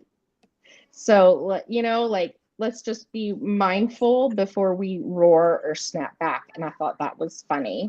And then I got a great little mystical charm here, and it's this little cat on a set of books.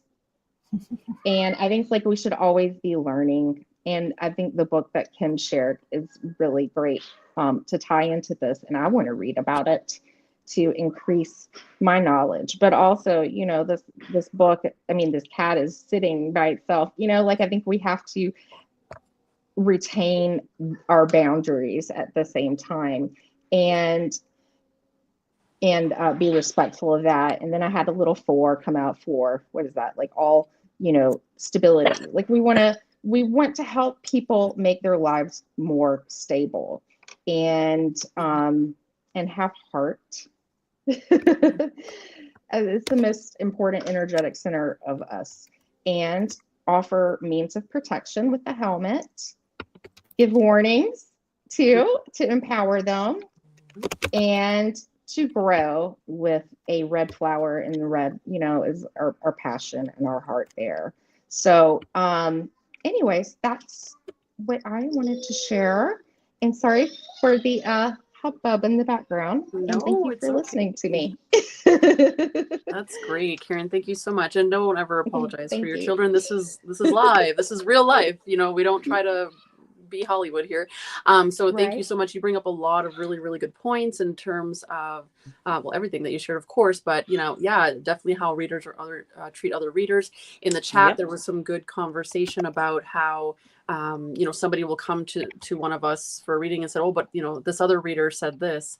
And, you know, just like Krista Auntie K is saying, as well as Kim, it's like, well, you know, we're not interested in what other readers are saying, because we're reading on the energy of the situation right here, right now. And this is what I'm seeing from the cards, right? So yeah, it's very important to shut that down really quickly, because it can get weird really, really fast. I mean, if somebody's coming to you for a reading, they're coming to you for a reading. And if somebody wants to come and try to test our psychicness by, you know, coming to different people, that's just not how we roll. Also, it was brought up, live readings. Yeah, you mentioned live readings on YouTube versus private.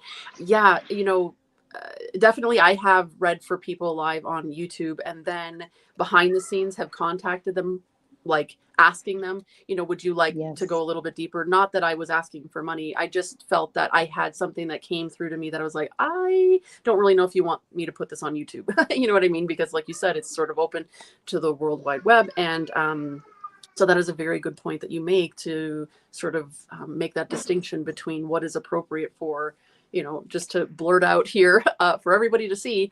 You know, you put that person in a really vulnerable situation if you kind of do that, you know. So many good things were brought up. Thank you so much. And Jonathan, certainly last but not least. Well, let's say bye to Amy first. Thanks for being here, Amy. Yes, bye, Amy. Sorry. Thank you, everyone. Okay, bye, Amy. Bye, Amy. Rochelle, I forgot to point out to Rochelle really quick. I haven't seen you like in 4 or 5 years. We last communicated. I was a guest on her channel, so I wanted to say thank you for giving me that opportunity. I wasn't ignoring you, but I haven't talked to you in that time. So say thank you. No big deal. Nice to see you. Yeah. Everyone that I haven't met before, Kim, Jonathan, I know you, Renee. Have a great panel. Go on, Jonathan. Thanks for joining us, Amy. I really appreciate it. Thank you, honey. Thanks, Amy. Yeah. And if anybody else like has to go or whatever, just please, it's feel free. It's okay. And okay, Jonathan, thanks for being here. So I just wanted to touch bases back again with the whole prediction thing. Just because I've had issues with it in the past, where someone came to me asking, do I do this or do I do this? And I go, well, let's do like a path spread. Let's see what this will lead to, what this will lead to. And then they come to me and they're like, well, everything you predicted did not come true. It was all wrong. I'm like, well, let's talk about this. You just wanted to know if this was right or if this was right. You chose a third way. So how are my predictions wrong? Right? So it's like, and I try and tell people while I'm giving a reading, especially if they want a predictive one, which I'm not really that into predictive readings, because the future's not set in stone. By even getting a reading, you've already changed the future with the knowledge you got from that reading. So for me, and then the same person, like a few months after, like telling me I was wrong came and I was like, you were so right, I should have listened to you. I'm like, what?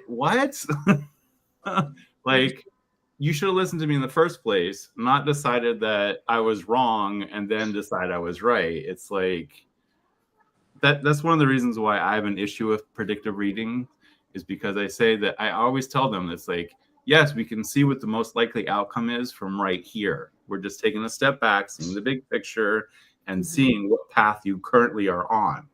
It's not predictive. It's just saying this is the most likely outcome, right? And I find that a lot of readers get into this whole, prediction addiction, let's call it, where that's where you get the person who's jumping channels because they're waiting to get the answer they really think is the right answer, instead of really taking the time to like go, all these different readers are giving me different versions of the same thing. So maybe where I am needs to change versus where they're reading from needs to change. So it's a balancing act, like most things in life, right? And as for me personally, because I'm an acupuncturist, I have training in wellness coaching and all that kind of stuff. I will do some medical readings, but I always preface it with, you need to follow up with your doctor, right? We can do a little reading to see what's going on with you health-wise, but what I predict isn't going to necessarily be the right prediction. You need to double check with your doctor, right? And that has happened, not even with cards, just like giving acupuncture. Like, I had a family call me in to give the grandmother a back treatment because her back was hurting so much. And I immediately knew, no. Okay, I'll give her a back treatment, but this is not right. That you need to take her to the hospital. You need to get a CAT scan. There's something not right here. It's not just back pain. Turned out I was correct. Her entire spinal column had turned into cancer. Yeah. So, and they were just like taking her to the chiropractor, who is just adjusting the back without taking any x-rays or anything. And I just like, for me, being a health practitioner, I feel like I use the tarot as a tool in my toolkit. And yes, it's true, most tarot readers don't have enough information about health in order to do that kind of reading. I feel like I do because of the acupuncture, which, I was trained to be a PCP. I had Western training, I had coaching training, I had counseling training. So it's like I have the skills to back it up. If I didn't have those skills, I probably also would not do medical readings, right? So if you're someone who is a financial person and knows a bunch about finance, sure, do financial readings, right? Tie in the skills you already have. But if you're just saying, well, this is what the cards say, so it's set in stone, so you need to do this, I think that's when you get in unethical situations, because you're telling them what to do versus just giving them advice and letting them take it from there, right? So that's kind of where I come from with the tarot and ethics, is you need to tap into your own skills that you already have in order to help make your reading your own versus like, everyone here giving the same reading for the same person because they're channel hopping and getting the same answer from everybody, but then not happy because they're getting the same answer they don't want. Right? So, I mean, it's a balancing act. It really is. And the other thing I want to touch bases on is like, you do the best with what you have right now. And then when you know better, you do better. Yes. Because at the very beginning, I used to do third-party readings all the time. Anyone that come in and ask a question, I'm like, sure, let's see what the cards have to say. Yeah. Now, I am not as likely to do that. Yes, I had done it in the past, but now I try to reframe the question so that has something to do with the querent versus what does this person think about me is, okay, why does that person's thought so important to me, right? Let's just switch it up, turn it back to the person asking the question versus this other person who's not even there, who can't give consent. So yeah, so I just want to touch on that, about the boundaries and consent, and learning. Like, your ethics can't be set in stone, and they have to be able to be adjusted as you learn and realize this thing I've been doing, ooh, maybe I shouldn't be doing that anymore. Let's adjust. Right. So, and that's something that we all need to do, is be able to adjust when we realize what we thought was right, maybe wasn't. So just food for thought. Yeah. No, that's if I could, point. No, sorry. go ahead, Heather. Go No, ahead. just something that, Jonathan, I like, because you don't have, and there's the word consent. I have heard another reader, I can't remember who it was, but from their ethical point, they're saying that when we read for for somebody without their consent, it's almost, and they said it's basically the same as you wouldn't want someone to do something to you physically without your consent. Let's put it, in that terms. Why would we want to mentally or spiritually do that to somebody? To them, they see it as the same thing. It'd be a violation of somebody without their consent. So I like how you brought that up and using the word consent from my point of view. So I just wanted to put that out there. Yeah, and share that. I appreciate you sharing that. Thank you so much. And you're absolutely right, Jonathan, in terms of our ethics. And I mentioned this at the beginning, is you do have to allow for it to be fluid, to change and grow and evolve with you, because we're constantly changing, growing, and evolving as people, as readers. And so naturally, definitely our ethics should follow that. And, yes, when you know better, you do better, but also what I feel is good for me may not be what you feel is good for you, as we have seen in the various different readers here. I say at the end of the day, as long as you're not doing harm to anybody, do what feels right to you and your practice, and make it your own. I think that was a really good key point there. Make it your own. Don't try to be like another reader. Don't try to copy someone else's style. Find your own style. And like Jonathan said, take whatever skills that you already have, because we all have some that we've brought along in life, and put that into your readings, because that's what makes it personal. That's what makes it your own and unique. And also that will allow people to find you as a reader that may resonate with them. Finding the right reader, I was watching in chat, somebody was mentioning that finding the right reader is crucial, I think, in terms of somebody that you can trust, somebody you resonate with, and somebody's style you just generally really like and vibe with. We're not going to vibe with everybody. I mean, there's hundreds of thousands of millions of people out here who do readings, right? Obviously, we're not going to resonate with every single one of them. That doesn't even make sense. But putting ourselves out there in the most authentic way that we can, utilizing our personal skills and personalities, is what's going to draw the clients to us. Whether, again, it doesn't matter if you do paid readings or just, readings on YouTube for fun or hobby, or maybe even just your friends or family are coming to, but, standing in your authenticity and being truly who you are and offering your personal gifts in the readings is also important when we're talking about ethics. So thank you. Wow. Thank you so much to all of you for mentioning all that. Is there anyone that wanted to comment on anything that was already said? I really like what Jonathan said about, the being flexible.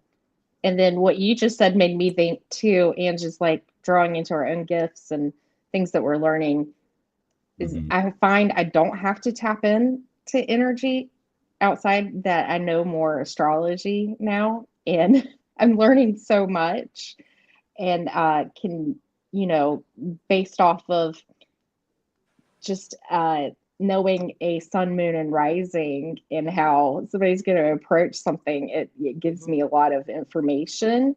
It's not, I mean, there's of course different things that can affect astrology, like our how we're brought up, and social situations, all kinds of things that play into that. But I do find that we can see a lot of patterns of, like, I don't think you're going to want to yell at this person. I think you probably want to give them some time, I can see a lot. And so it's very psychological too. And but anyways, that just kind of prompted me that I find that I don't have to go there with that as much. So I really do like what is it, weaving in the astrology, and using that. For sure. Yeah. For sure. And it goes. Sorry. Sorry. Oh, I know. Sorry. And it goes back to the layers of the readings, right? Like what layers do we want to add to it? Like, I like physical layers. Obviously, tarot, oracle, and charms is my jam. That's what I love doing because I like the details of that. But like you said, you can layer it with whatever your expertise is. Like Jonathan was mentioning, he does have medical background. He is actually licensed to be able to speak on some of those topics, right? And like you were saying, if you're a financial advisor, well, yes, put that into it. People need this advice. Like that's why people come to us, right? Sorry, go ahead, Heather. No, I just wanted to say that, Karen, I'm so happy that you pointed out tarot readers respecting other tarot readers, because unfortunately, I have seen, especially recently, some that have openly and publicly kind of, dismissed or, misspoken unkindly about other readers on public lives, and so I think that's really, I think that should be like on everybody's ethics, list for as being a reader, is being respectful of each other. We may not necessarily like what they read on or their energy, but their perceived abilities, and we just need to be mindful that we don't put that negative energy out there, because I know that has happened to me, and I have seen that happen to another reader. So no matter is what they read on or what they do, aside from tarot reading, but that was a really good point that you made, Karen. So kudos for you to bring that up, because even I didn't think of that, and that's so very important. Yeah, that's So definitely respect one another. It just hit me literally as like sat down and I wrote it down when I was reading through Angie's points or whatever. Then I was like, and it just hit me. I was like, yep, that's it. That's a big one. Because I mean, we're here like offering, of course, through our guide spirit, however, we look at that individually. I mean, we're here offering advice and spiritual healing and stuff, but if we don't set a good example, like that's Exactly. not, for sure. Yeah. There's some people who put on a good act, and at the end of the day, it comes down to like, if you have nothing nice to say, don't say anything. If you don't enjoy my channel or whoever's channel you're watching, then just click off and go somewhere else. It's very simple. It's actually it's no different than you have your remote in your hand for watching television channels. You don't like what's on, then go to a different channel. It's perfectly fine. But you can set a healthy boundary, in a respectful way. Like you don't have to put people down.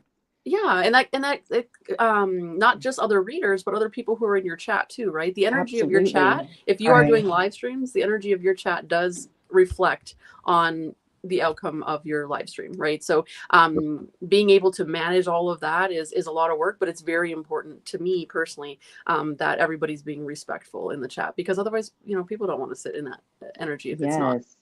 Energy is off, and etiquette is important. You got to carry yourself. Whether you're in the chat or if you're a reader talking about other people, we're all in this together. I consider you all my colleagues. Yeah, exactly. I'm protective of this community, so I would have zero tolerance for that. Yes, exactly. Exactly. And having each other's back too is a really good point too, because we can't always be in all the chats, right? So Right. I wanted to point out. I just wanted to say really quick. I've been trying to say something, but it's hard. Oh, I'm sorry, Michelle. No problem. No problem. I just wanted to say I am very appreciative of lives like this, because especially, I'm sure every single one of you have experienced being on TarotTube, the judgment, right? Because you're not this kind of reader, or you're not this kind of reader, you're not this kind of reader. It is panels like this that show that we can actually have a nice conversation, even if we don't agree on everything. Right? But because we're starting at a base where our ethics can be very much tied to our spiritual, so to judge somebody else for the way that they read, not going after other readers, just like you said, find the right reader. It's that easy.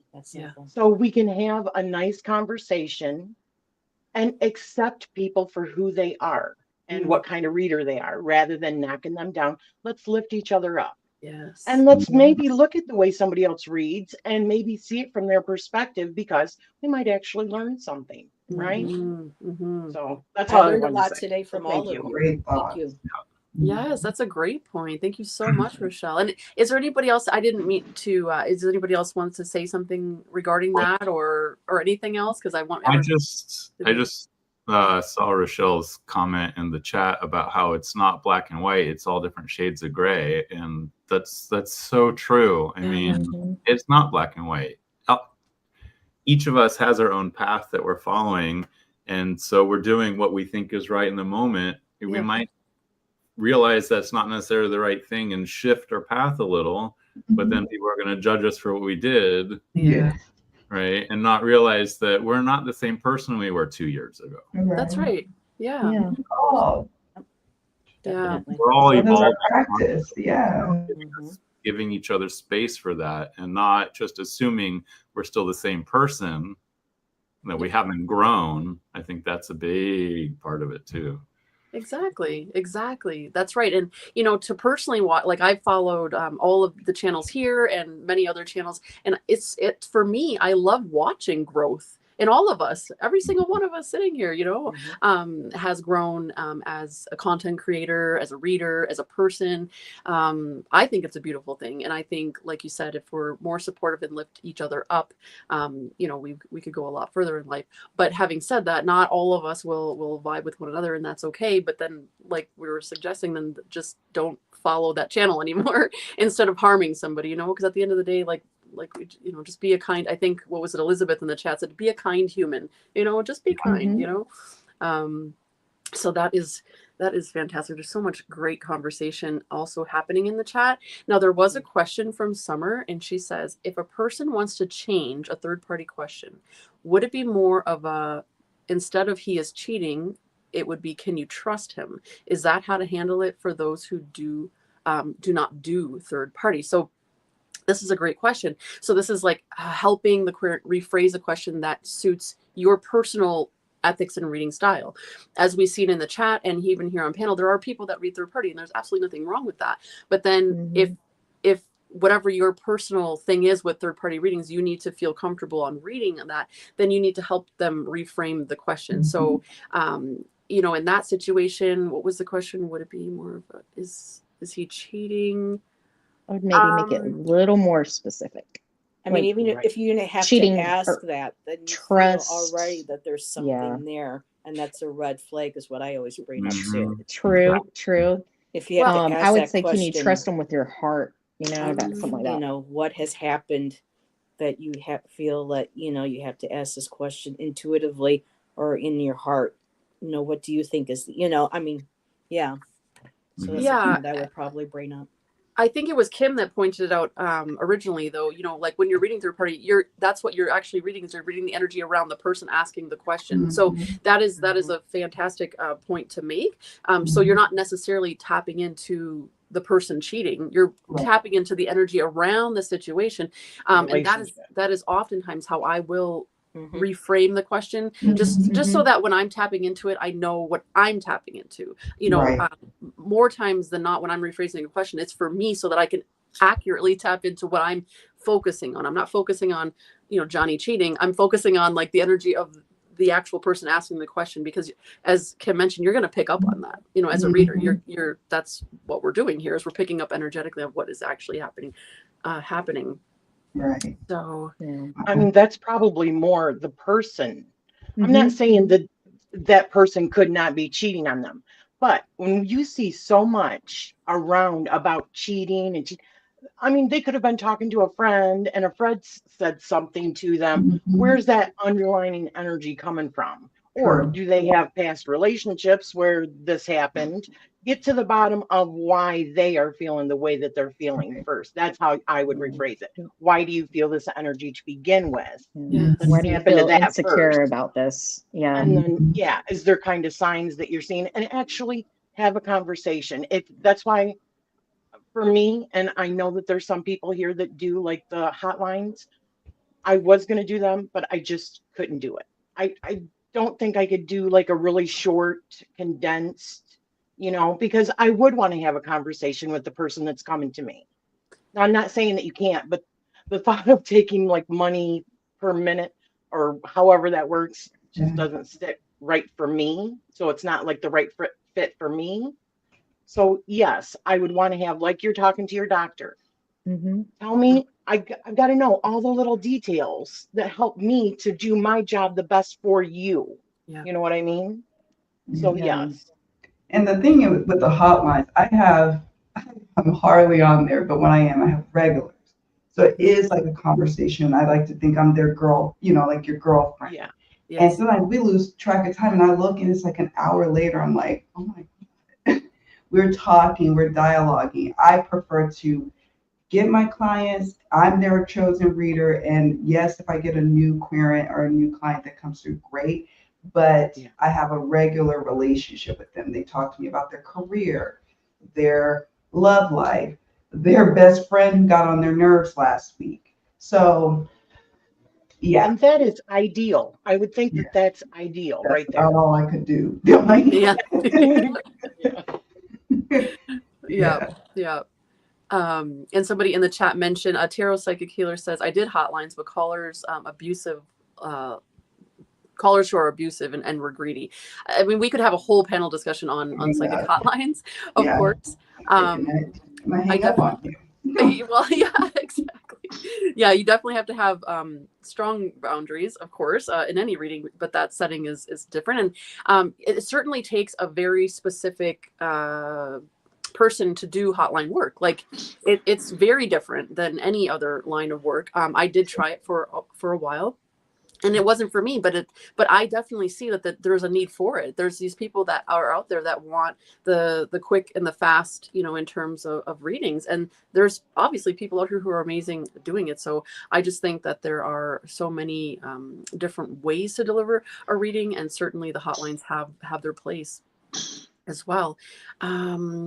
Okay, so we are approaching the 2-hour mark, so I want to make sure that we get in any other topics that anybody wanted to bring up. I know that we quickly mentioned like grifters and swindlers and scammers when it comes to offering readings. And what I just have to say about that is feel out the reader that's right for you. And if somebody's reaching out to you first, asking for money or saying they have a message for you from spirit, don't. That is definitely a grifter, scammer, or somebody who does not actually have a reading for you. That is not how professional readers operate. So if somebody's in your DMs telling you they got a message from grandma, no, that is not accurate. You know what? Even if they do operate that way, is that the kind of person that you want doing a reading for you? Exactly right. Yeah, You do not. Yeah.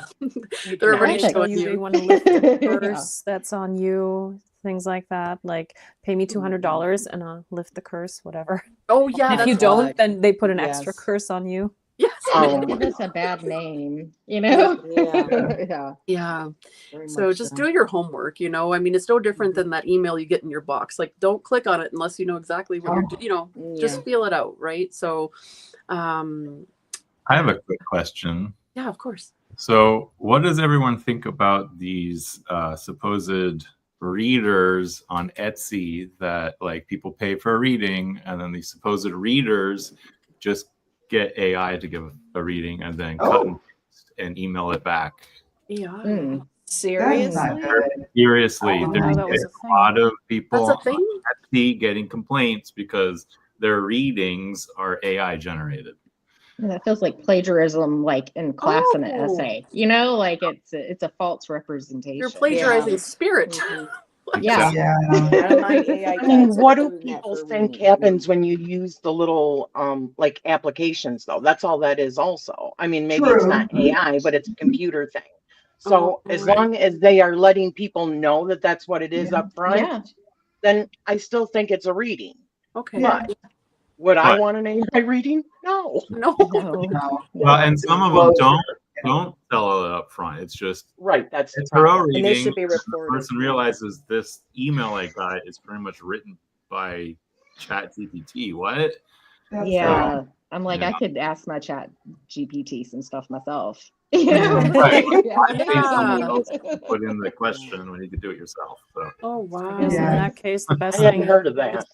I've never heard of awareness. that. No. It's, I I, didn't hear that either. I do a lot of social media on Reddit, and there's a lot of tarot subreddits, And this is a topic that keeps coming up about like how most people on Etsy are scammers who are just doing AI readings and not doing real readings. Oh, wow. And it's like, about everybody on Etsy, and it's like, no, of course not. But like, how are you finding everyone who does this? It's just That's pretty problematic on Etsy too. Like we've worked so hard to be legitimized, whether you're on Etsy or your, for your website.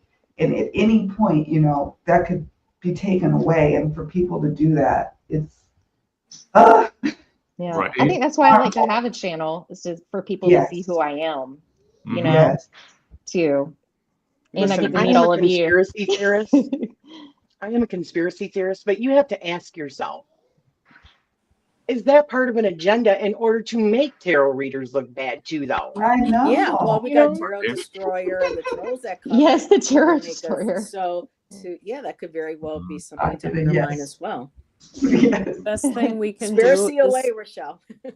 talk about it, bring awareness. I mean, that's what we have the channels and all these things for. Yeah. And if there is something like that coming up, I mean, we've talked about like the channel hopping even years ago and all that. So we bring awareness and we let people know on all the kinds of platforms that we have. I have a question for everybody. Yeah. So let's say the person was in my chat and asked me a question, and then I go into another fellow reader's chat, or a couple, and I see that same person asking the same question of those readers. Now, I have been kind of pointing out to people in chat, saying kind of friendly, well, I think you asked that question on so-and-so's channel a little while ago, I thought you got a pretty good answer or something, or were you openly acknowledged in chat? Now, do all of you think that is a negative or a positive? I'm curious to call out somebody for asking the same question again of another reader that they just got to read from you or somebody else. Personally, I don't have a problem with it. Obviously, that person that keeps on going from place to place has issues, okay?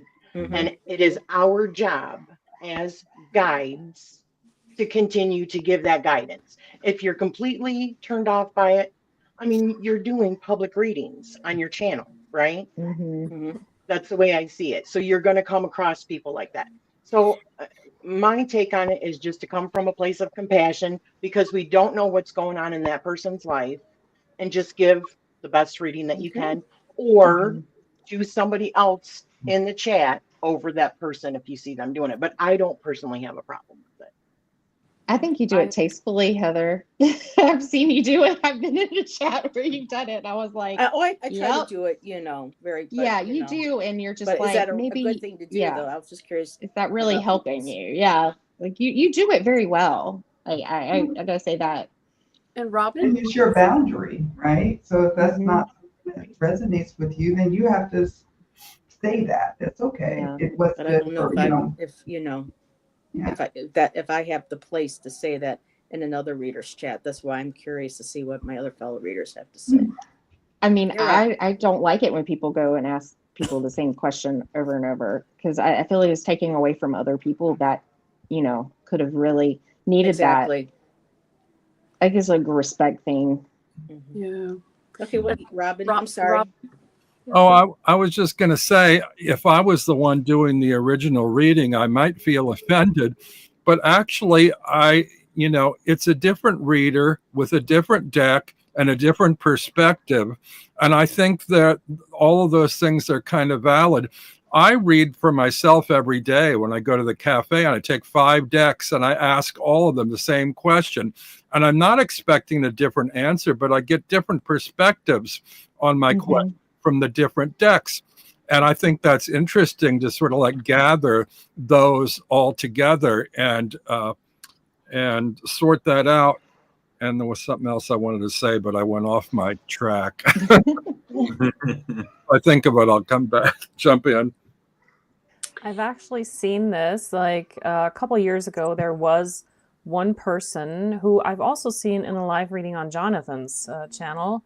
And the same question, it was worded the same way. It was, the names have always slightly changed, or the initials and everything, but I could see that it was the same person. And then I went back into a live reading to rewatch it, and then I saw what I had on the screen and what was in the chat were suddenly different names. So in between, the person would even change the channel name, and even like back when we did multi-stream, like on different channels, I would see that a person would come into one channel first and then hop over to the other, still be in the same live stream, change the name, ask the same question and all this. And so I went back through all of the videos that I had done, and I found all of those, and I just blocked all of them. So That's what I've done. could not So helpful. come Yeah. through anymore, Yeah, because yeah. at some point I was just getting sick and tired of, like, in between one live show, there was like 3 different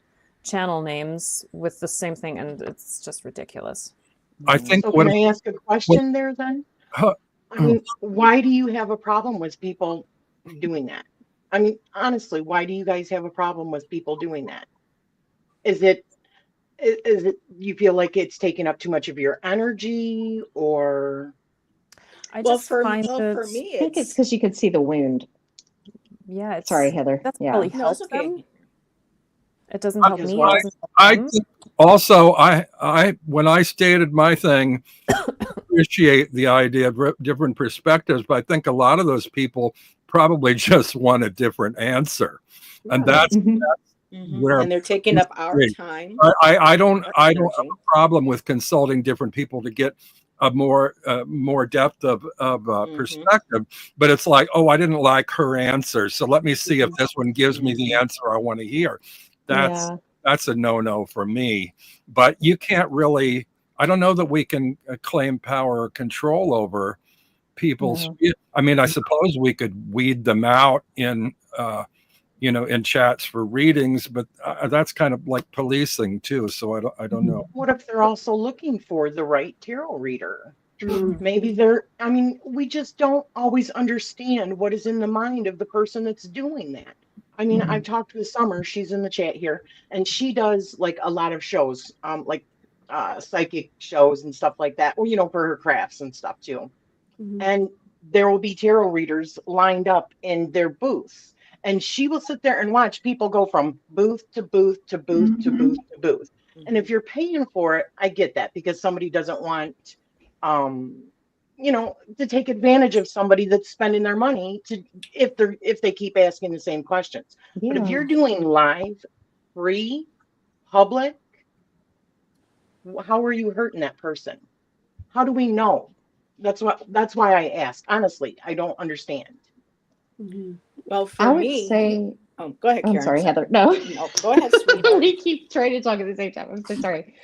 I would say, like, if like with channel hopping or whatever, because I mean, it like, I'm talking about like people that are, like they're like literally just went from a show, and you're all like sitting in there in the same chat room, like not much time has went on. I would say, like, if you want to do that, maybe try to like go outside of that community a little bit. I don't know, that's just my feeling, but I mean, I'm not gonna like call somebody out, like, on my live that way. Or if they want a question, like, hey, like, maybe we should ask it in a different way, like, if I mean, maybe that's something to open it up to.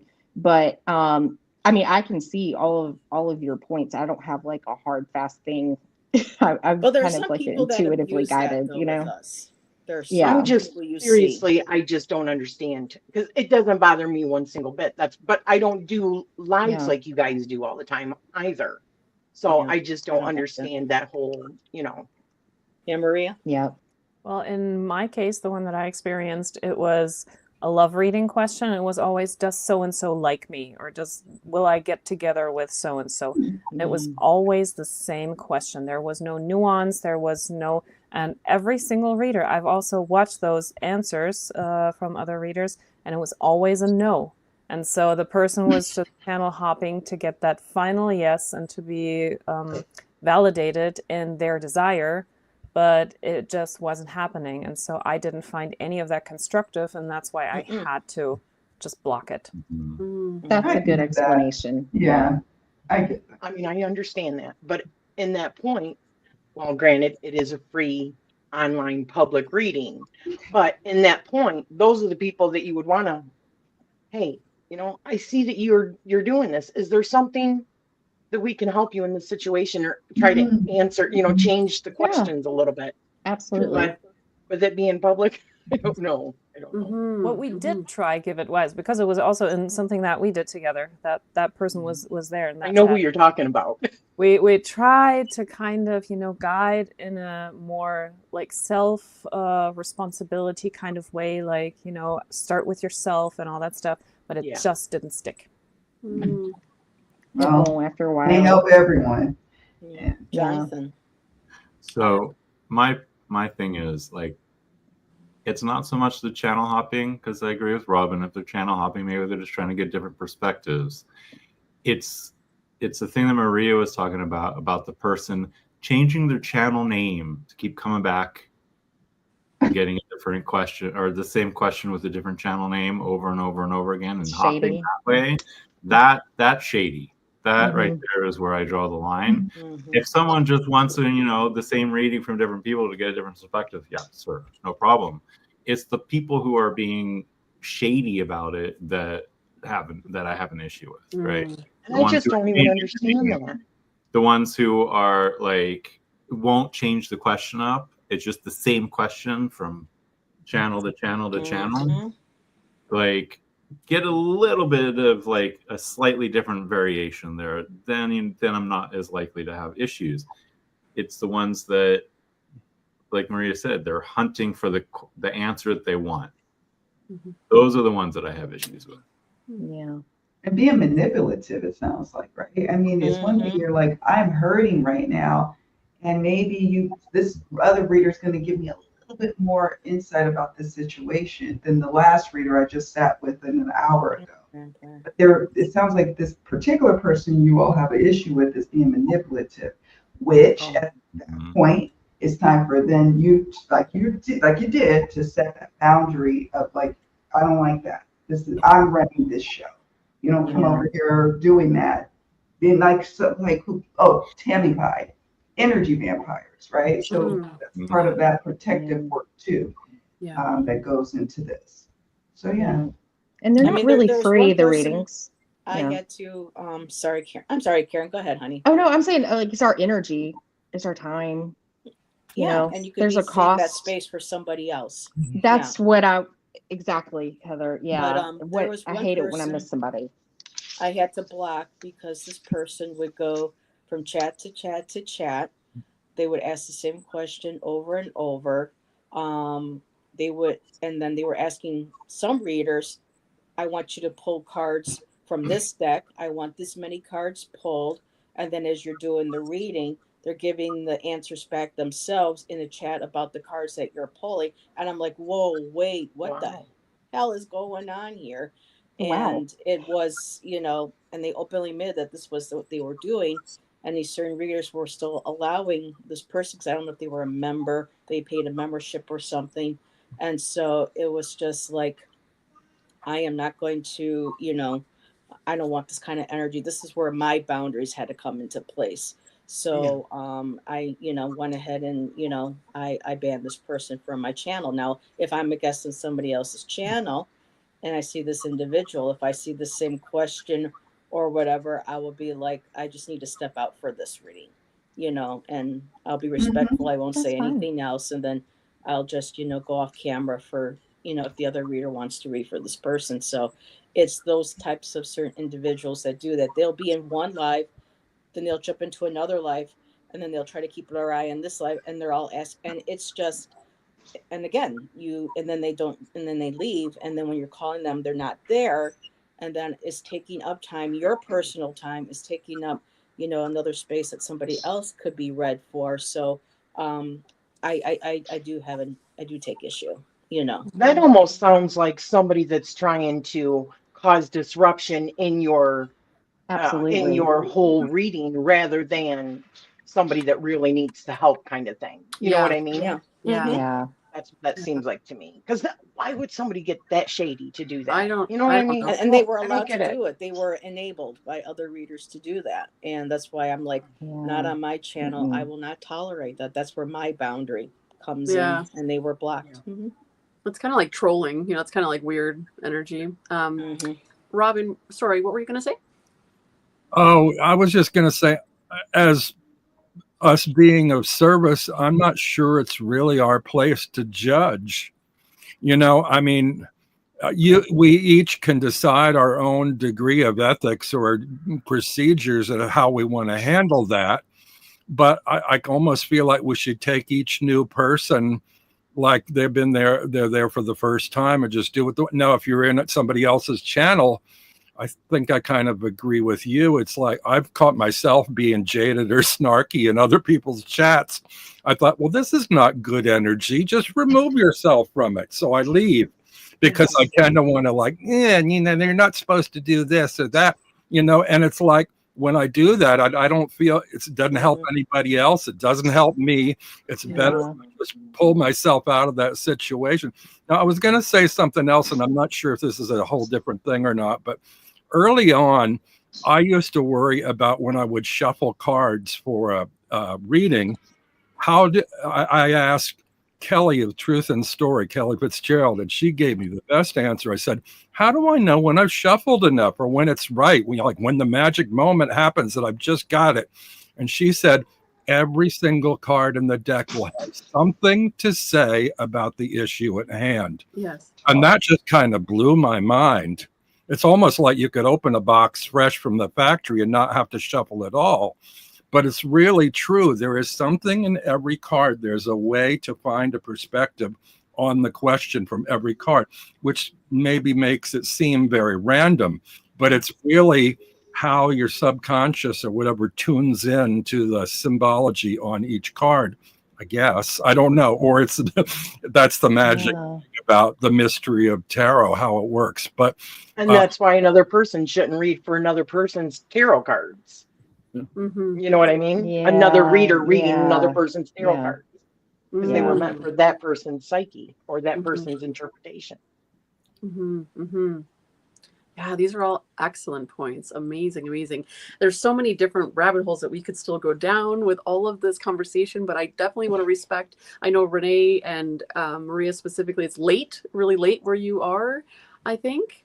So I don't want to keep you too much longer. If we said that 2 hours would be the maximum, and here we're going on 2 hours and 20 minutes. But there's so many different side conversations that obviously, as you can see, ethics, tarot ethics is a big thing. And I just wanted to point out one thing too. I think I forget who it was in chat. Somebody mentioned something about politics, and you know how when someone can generalize and say I don't read on politics, it is a very good point that somebody brought up and said, but it could be work politics. Like politics is a loaded topic. It doesn't necessarily mean like the White House. It could be anything. And I think it was maybe Krista Auntie Kay that mentioned it, and that's a really good point, because I usually say like no politics, but that's usually what I mean is like I don't want to read on like president-elect and all this other stuff. Yeah. But like politics is loaded. It could be work politics. So I just want to thank you, and I want to thank everybody in the chat. There's been some amazing chat. So if you're watching this on playback, follow the chat as you listen along, because there's been so much that I obviously have not been able to keep up with. And just thank you all for being here, for sharing. Thank you. Is there anything else before we go that you wanted to mention that we didn't have a chance to bring up, or bootleg decks? The bootleg decks, the counterfeit decks. But that could be maybe another conversation for another. Yes, but that's that almost needs a whole hour on its. Yeah, it does. Yeah, it's its own live stream. Yes, Maria. I just noticed, like, with these conversations that we have, and after being on TarotTube for a few years now, like when, especially during the lockdowns, more and more tarot channels started popping up. And I was like, well, is TarotTube getting oversaturated? But it's conversations like these that show us that every reader has something completely different to offer. Yeah. And it's really worth looking at all the different readers to find the one that you gravitate towards, that can read the best for you, offer the best services that match your personality and your whatever is going on. So yeah, all the tarot channels have something so amazing to provide, and it can never be oversaturated. Yes, I agree. I agree. There's My room for only all of thing is, us. yeah, I want to keep up to all of them, and it's just impossible. But Oh, really? there are so many out there, and that's a really good point to make, and that's a really good point to end on, because check out everybody's channels. They're all down here in the description box, and make sure that you like and subscribe to everyone. Honestly, thank you all for your time and your energy and your effort today in sharing all of your perspectives. You know, this is a perfect example that we can agree to disagree in certain situations and still be completely respectful. Hey, Jonathan Daly is Woo, we're going really... to a raid. You're shining. Oh, that was cool. And I just wanted to point out one more thing, that for anybody that is watching back, we really would like to hear your thoughts and opinions, either as a querent yourself seeking out a reader, or if you are a reader yourself. So just go ahead and respond to this with your own VR, your video response, using the hashtag Tarot Ethics. So that way we can add you to the playlist and you can be part of the conversation. Or if you don't want to do all that, just go down in the comments below and just let us know. What did you think? Was there certain topics that you wanted one of us or all of us or whatever to expand on? You know, let us know your thoughts, because again, this is a continuing and ongoing conversation.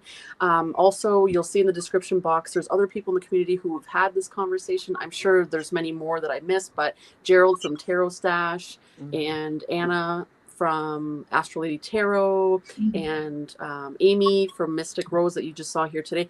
There's some videos down below that they've covered in the past year or so or two. So it's just always interesting to hear the different perspectives. So again, thank you all so much for joining me. Thank you all for being here, participating in the chat, and anybody that is watching the playback. So you all take care, and we'll see you on the next one. Bye, everybody. Bye. Bye. Bye.